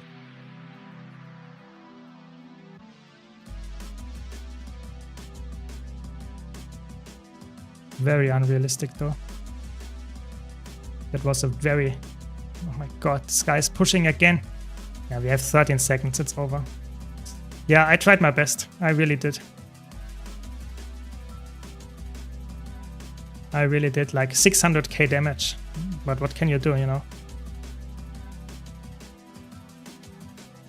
What can you do? That's just a classical unranked, I would say. Yeah, look at this. Almost 42% team damage. Yeah. Yeah, what can you do? It's just how it goes. Was a fun one though. I bet Push has a lot of new players right now. That is true. I think so, yeah. Yeah, legendaries are obviously a little bit daunting if you start out, but I think it's definitely a worthwhile goal to go for. I really think so. So if you like to go for some kind of long, like, lasting goal, I think that's definitely a worthwhile thing to do. I really think so. What is the best way to get keys for the fractal encryptions? Daily fractals, like daily fractals recommended, tier 4s, tier 3s, whatever you can do, highest level that you can do, always the dailies. I did on this account only the tier 1s, but they give some fractal encryption keys. This is a really good way. Other than that, you can go to the fractal lobby. I will showcase this, give me a second. You can go to the fractal lobby and it doesn't matter. And in there, you can go to a vendor. Let me showcase it. One of those guys sells fractal keys. If you have the specific mastery unlocked. Let's show if I have that already. Yeah, here. Those you can purchase. You can purchase 30 per day, and they will cost 6 gold to invest and 30 fractal relics, but they will allow you to open 30 chests, and if you have the highest fractal mastery, you will make a net profit per chest of 15 silver if you purchase it here for this time. So always purchase the 30 daily keys here, and for 6 gold you will get 30 keys, and out of those opening those 30 keys with those things, you get a net profit of 15 silver per box on top of that. So it's always worth it to get those keys, at least the deeply discounted ones. That's the main way of getting those.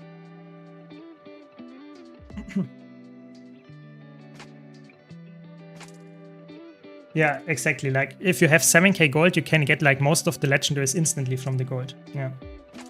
I would say it is more worth to go for the armor instead of the weapon, but there are some weapons that are an exception, like swords or spears you can use on all characters and a lot of builds, but armors you can use on all builds. So it's like typically you would go for an armor first if you can find yourself some grind there, but I personally would say that's the way I would do it.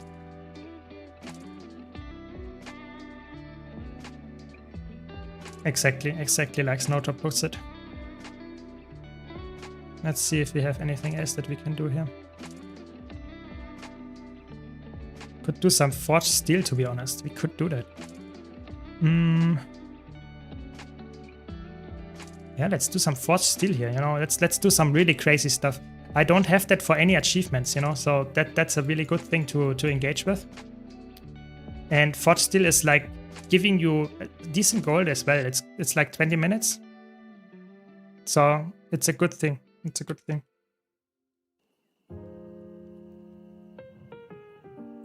Trinkets are big value as well, yeah, that is true. Trinkets are very high value, but of course only if you really play and get the stats that you need. I would say trinkets is like weird, because trinkets you can farm rather easily as well, the Ascended ones, if you have the living worlds. But if you don't like to farm those, or if you play like a lot of different characters, like 10 different builds on 20 different characters or whatever, even more than that, then it is, in my opinion, very worth to go for the legendaries, like a lot. Because the legendary relics, or legendary trinkets rather, give you so much value for all characters all the time. So I think weapons is probably one of the last things that I would go for. I really think so. I made a whole like tier list what kind of weapon you should go for. It's on my YouTube channel. I'm after all a tier list enjoyer. But yeah, I really think that like weapons are one of the worst things to get as a legendary item. It's flashy, yes. If you like the skin, sure, go for it. But from the quality of life features, I would definitely say anything but a weapon is probably better. Maybe sigils and runes are worse. Maybe. Depends who you ask.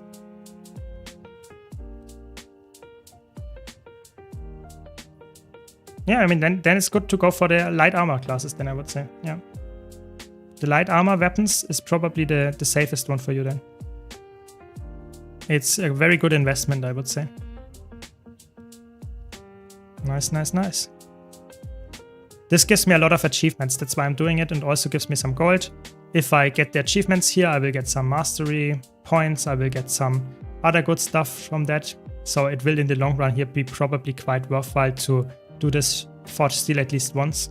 And then we will also get like some gold, I would say. Definitely a worthwhile thing. And I already have 250 bloodstone dust, you know. I'm encountering the same problem that you have here in chat. Bloodstone dust as the main inventory like problem. Yeah. Where I'm going. There we go. Now we need even more. What is my team doing? They are doing something else. Drops. Very good. As always, remember, a game is for fun. So if you would enjoy getting a weapon more than get a weapon. Don't just think in terms of what is more efficient. That is so true. You should enjoy the game. And if you enjoy the game way more, if you would go for a specific weapon because it looks so cool and you like it that much, sure, go for the weapon. I'm just saying, if you're asking in terms of efficiency, you should probably go for armor first. But if you like a specific weapon so much, sure, go for it. Good point. So I should probably go for the event gloves first. Yeah, I think the event gloves are really good. It's free, so go for those. And then you can think about what you want to go after that, like open world legendary armor, raid legendary armor, PvP legendary armor. And you can even go for world versus world one. All of them are good. The only thing that I would recommend is if you play all the game modes, if you just want to go try out different game modes and stuff, I would say the best way is to mix, like not get a single armor set, because if you want to get it fast, you want to mix it. You get like one world versus world one PvP one, 2 open world ones, 1 raid one or something, and you actually get a very fast access to that. But of course, get the ones that you have access to. If you only play open world, sure, get the open world one. Yeah. Yes, all legendary items are exactly the same. It's just the skin that is different. Nothing else changes. The quality of life and all the good stuff is exactly the same. Exactly the same. So it's really just about what is more achievable, what is more like, do you like the skin or do you like the acquisition method the most for the specific legendary? That's how you would rate it, I would say.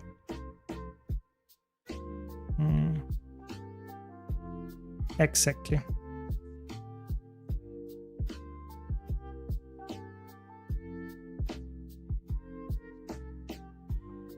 So there we go.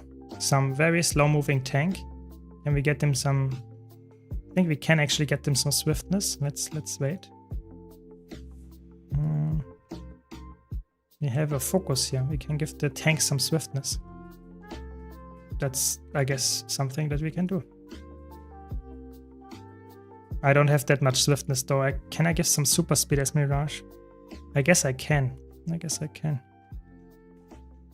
Here, that's what we want. This is super speed. This is super speed. And what else do we have? Well, also gives some super speed. Very good. Can speed it up a little bit. A little bit. It's not the best thing to do, but I guess it's better than nothing. Normally you would use a scrapper, but we don't have one. Well, we have one, but they are just ignoring the task. That's also okay. I think I'll enjoy the ability to go for different builds with the armor more than the weapon. Yeah, that makes sense. I would go for the same route. I like to try out different builds and have some fun changing stuff up. So it's definitely something that I would do as well. Yeah, you can speed up those, like, it's not an objectives, but it's like it's an ally and you can speed it up because you can give it super speed, as you can see here, and then it moves faster. This can be done for NPCs as well, but you can't do that for objectives, like if you have like any structure or something that you can't do. But for some specific encounters where you can just move the NPC faster, that will in the long run give you a little bit more time save. It's not too much, but it's also not too bad. I like to do that here. Typically I should have played Scrapper, but of course on this account I don't have that, so we play with what we have. And like I said, this gives decent gold. It gives decent gold, especially if I open the big chest in Eye of the North, which I can be able to do tomorrow because I need the Prophet Crystal for that. If I have done that, everything, I will get some decent gold out of that and some karma as well and stuff, so really good stuff. And for this one here, I will get probably also quite a bit of achievement and stuff progress. So overall, just a really, really good overall progression. And this will give me Iceblood Saga Masteries, which is obviously also quite worthwhile because it will allow me to open the Iceblood Saga Masteries chest and stuff. And just overall, probably a smart way to do it here. No, it does not bug it. No, you can give this thing super speed, and at least if you normally do it and not like make some weird skips or something, it doesn't bug it. It's at least for me, I never had any problems with the tank because I just gave it normal super speed, not any other way, and then it worked. I think it does not bug it, and you will see how it works after this. Hopefully we will get it done quite fast as well, but it should not be bugged at all. This is rather fluidly working, to be honest, this event. This is called Forged Steel. It's a strike mission, but no one does it typically because it's like a little bit long. It takes like 10 to 15 minutes if you do it fast even. And it's not crazy rewarding, but for me on this new account, it's definitely something worth doing because I never did it before. So I will get some mastery points and a lot of experience and gold from it for doing it the first time. So I actually like to do it, but a lot of veterans don't like to do that, of course.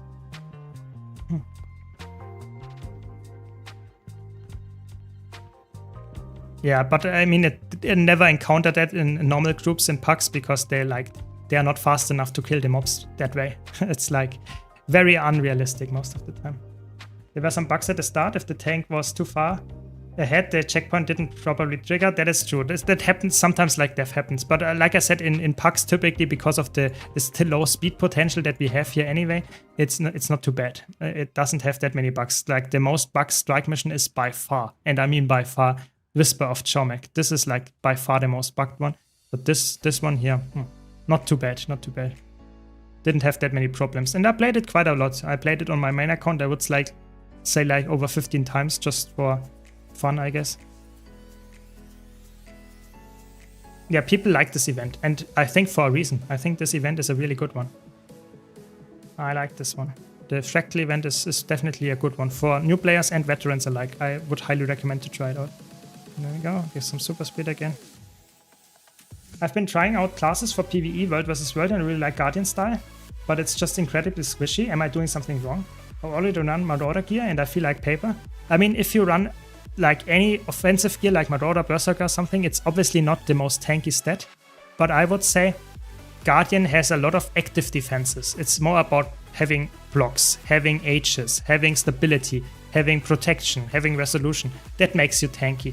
It's more, the stats itself can help, but you will always be a heavy armor class with low health pool.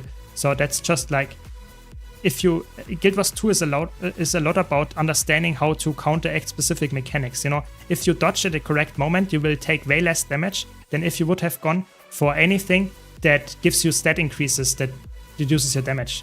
Just dodging the attack makes you take no damage, whereas if you increase your toughness by 100, you, I don't know, lose like still like 10% of your health. So it's way more important that you actually focus on the fights and the mechanics to learn how you survive. The same goes, of course, World vs. World. But yeah, getting more blocks, more H's and stuff that can help, getting some understanding of what you're fighting, more mechanics and stuff, even in PvE. But of course in World vs. World as well, understanding the class that you encounter, that can help a lot. Welcome, Tassi, welcome, welcome. Was the announcement for raids strikes in VOE? Yes, so we will get at least one new encounter, strike mission, boss, whatever. So 2 bosses are confirmed as far as I know. I'm not sure if it will be a raid or a strike or whatever, but we will get 2 at least as far as I know. Yeah, that's a good question, Snowdrop. That's a good question. But we didn't get any new information on that as far as I know. So we will get new strike missions and new raids. They will be merged into one thing. I'm not sure how much new stuff we will get after that though. So no new information on that. I hope we will get some, but right now we don't have them.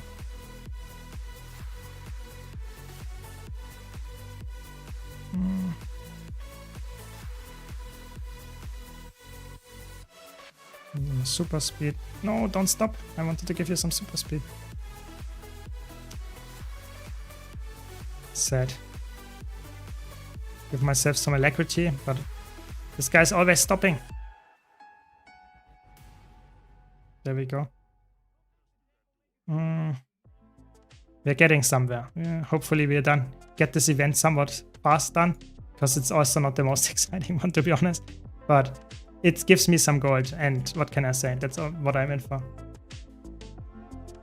2 new raid encounters, including challenge mods and a legendary mode, will be added in the major updates to Guild Wars 2 Visions of Eternity. Next year, okay. In addition, a new convergence and fractal with challenge mode will also be taking place. Exactly. So it's interesting because they say 2 new raid encounters. So they will probably call it a raid and will make strike missions raids as well. So very interesting, because they said they will merge raids and strike missions and Visions of Eternity. So very interesting, very interesting. Do you know a good way to find learning groups for strikes? So you can join some Discord servers like the Raid Training Initiative and stuff. They might also have some strike missions there that you can learn there. But other than that, I think just create your own group in the Strike LFG. That can take a while, but if you really want to get it done, I think that's the easiest way. But other than that, I'm not sure. Maybe someone in chat has a better idea, but it's definitely something that takes time. Yeah. Did you finish Map Explorer? I think I'm at 70%. I will continue in the next streams, but right now I was doing a lot of fractal grind today, and now I was just, for whatever reason, thinking it's smart to go into Forged Steel. And after that, we will continue, of course, with the map exploration. So I'm at 70% map exploration, so I'm quite far already. But I'm not in a big rush there, because don't forget, you know, I need a lot of gold as well. So anything that gives me gold is also worthwhile getting.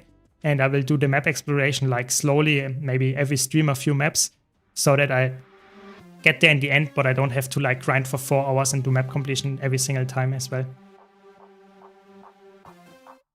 Yeah, the ninja patch was really good. It's one of the best patches they did like in years, to be honest. It's so good. Okay, so now we can give some super speed again. I always forget. And then we have to kill the dwarves, and then we are in the next time gated thing, and then hopefully we'll get somewhere. Come on, don't talk, move.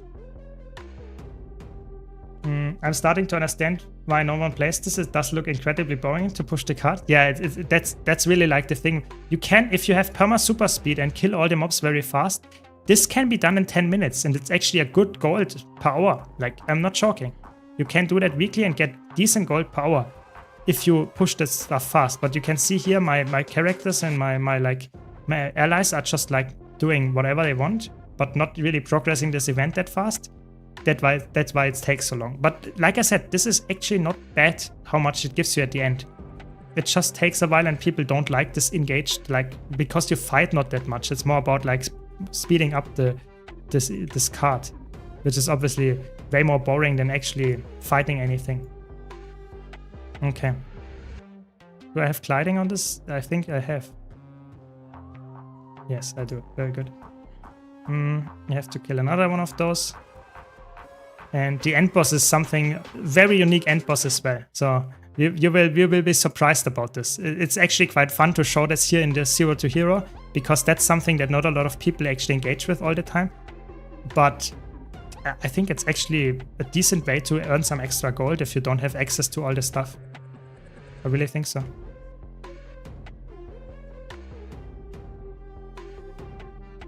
Nice. That's good. Glad to hear that. Yeah, I'm always trying to make the content about like news and stuff very, very fast on my YouTube. So be sure to subscribe, of course, to my YouTube channel. But when there is a news, blog post, whatever, something dropping, I always try to make a video about it in the next few hours. I really think so, because for me it's important to keep people updated. If someone missed it and wants to have some veteran information about that, that's my goal. That's what I want to do. Yeah.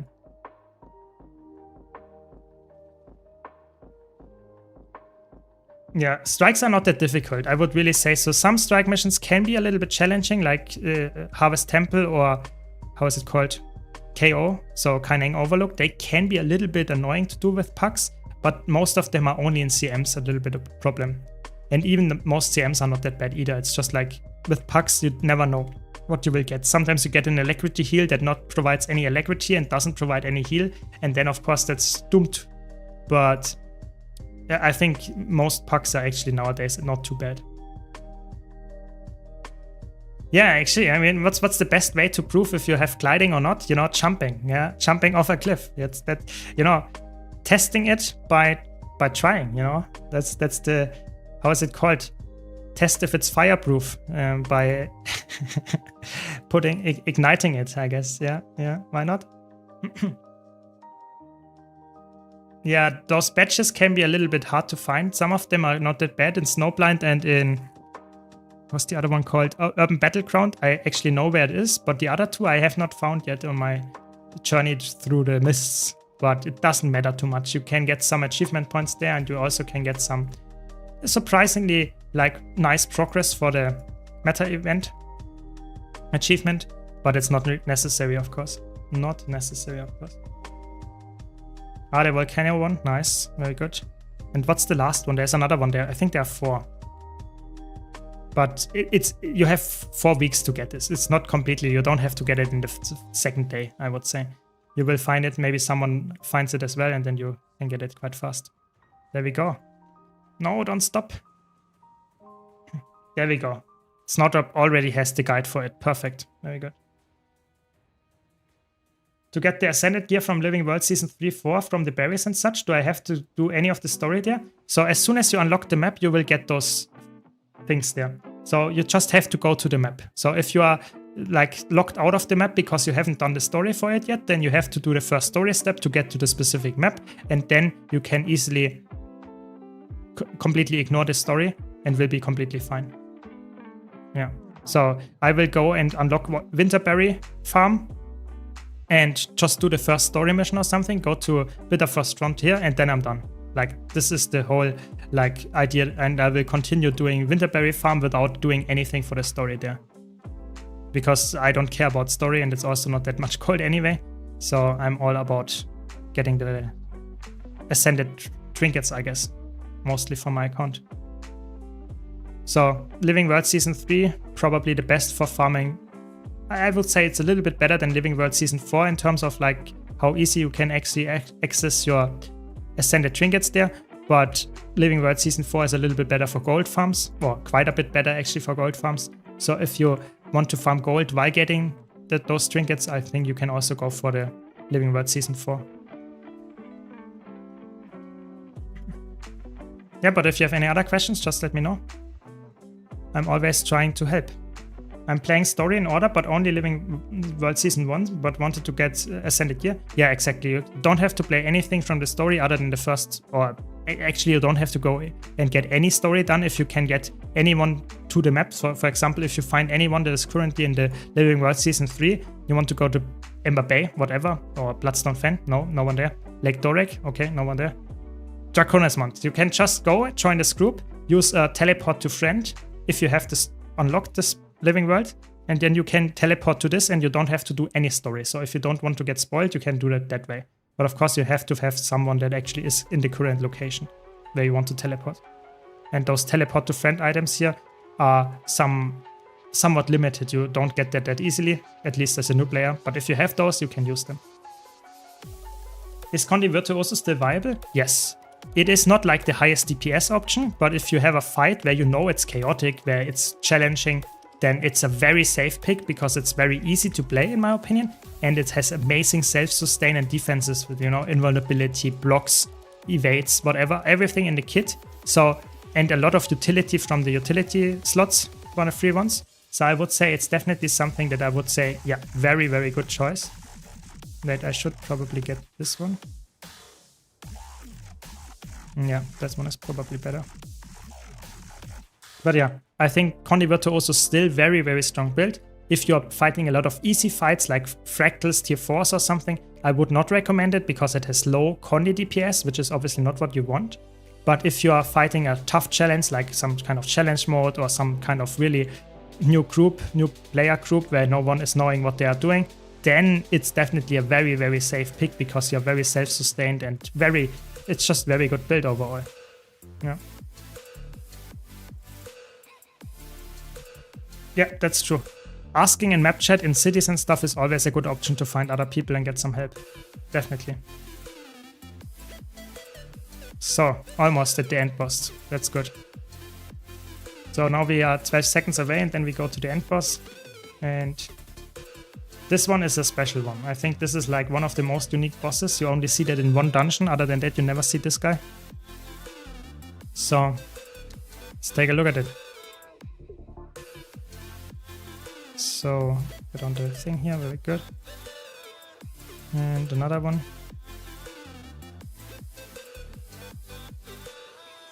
I found my Sky Scale on the weekend. Farming is so much easier. Yeah, the Sky Scale is such a big upgrade. Congrats, by the way. Doing berries in the blood rubies, or how they are called for now for rings, backpack. You recommend to start with a legendary weapon like you do? I would say if you're a new player and you don't have a challenge in mind or you don't really care about the skins for the legendary weapon for now, I think for the quality of life, it's better to go for any other thing like armor or trinkets. But if you like a specific weapon skin a lot, I would say it's definitely worthwhile going for any legendary weapon that you like the skin of, for sure. And right now, as you can see in my current journey, it's actually very easy to get a legendary weapon. With the 2 starter kits that we have accessible, you can actually get like half of a legendary, over half of a legendary unlocked. It's really, really good. There's this guy, just a weird, I don't know, chain guy. It's not too hard to actually do that. And I think in like 2 more minutes we are done, hopefully. It really does feel like you are cheating when you go back to the previous zones with it. Yeah, Skyscale is like a fly hack. That's what Skyscale is.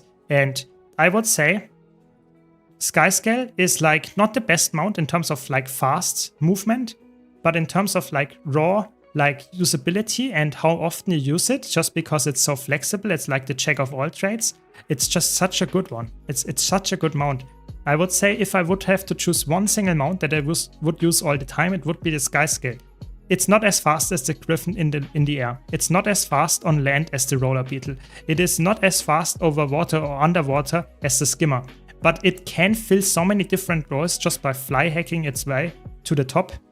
So it's just very, very good. That's the whole reason why this is such a good pick. Yeah, I agree. And it's definitely like it's the hardest mount to acquire because it needs the most amount of farming, at least in my opinion. But it's definitely worth it.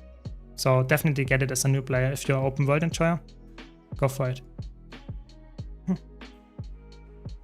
I did it with the new method for the time gold spent. It's a very nice beginner mount. That is true. That is true. The new method makes it a lot easier. If you want to get all the features of it, of course you want to get the old method as well on top of that, but it's not a rush. You already have the Skyscale unlocked. So there's that. Yeah, that's true. If you the Skyscale helps a lot with the map completion. I don't have it here on this account and I definitely feel it. I definitely do. Okay, so get the big burst on this guy. Nice. And shoot everything from the tank here. And hopefully we are done. I don't have that much damage though, so let's maybe help them. I think we are not done yet. Oh no. Yeah, the Griffin is obviously, it costs a little bit of gold, but other than that, it's not too much. It's actually not too bad to unlock the Griffin. But I can understand, yeah. Don't worry too much, you will get there in the end, and it's definitely also worth getting. I like the Griffin a lot. The Griffin is one of the most fun mounts on top of that as well. But it's not as flexible as the other one, as the Skyscale. Nice, we got a lot of blue spirit shots. Holy moly, blue prophet shots. That's a lot of them. 143. It's really good. I need those for getting the, how is it called? The Ascended Armor from the vendor there. That's really nice. Very good, we did it. Very good. Good job. And some gold as well. 62 gold almost. Very good, very, very good. Yeah, it's just like you do it and then you hit the boss for a bit and that's it. But the cool part is now you can see there are all 5 of those echoes lit up here.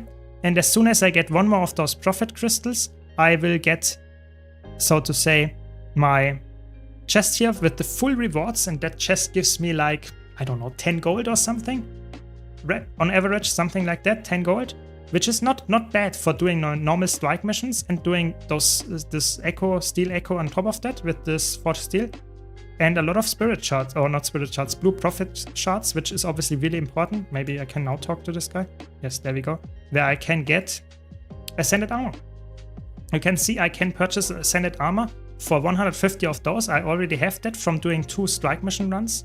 So very nice. Just some ascended armor that I can get here for essentially free. 5 gold and doing some Ice Blue Saga strike missions. That's quite nice. Yeah. Yeah. Yeah, it's true. It gives a lot of proof profit shards, which is obviously good for this armor unlocks, but I definitely understand if you Snowdrop say, oh my god, forged steel, no one does that, it's boring. Yeah, I can understand it. You get a lot of shards, yeah. Do you sell undefined gear on this character to get icon gun? So I will save it until I have a stack, and then I'm not sure if I will sell it or open it myself. It doesn't really matter too much. Maybe I will open it to get some magic find going. We will see. For now, I will just stack it up until I have it at 250 stacks. That's the only thing. Other than that, I don't care. Sell some junk here, very good. Clean up the inventory. And I guess we can also equip some second thing here for my Berserker. Get some Berserker stuff. It's the Berserker gear set.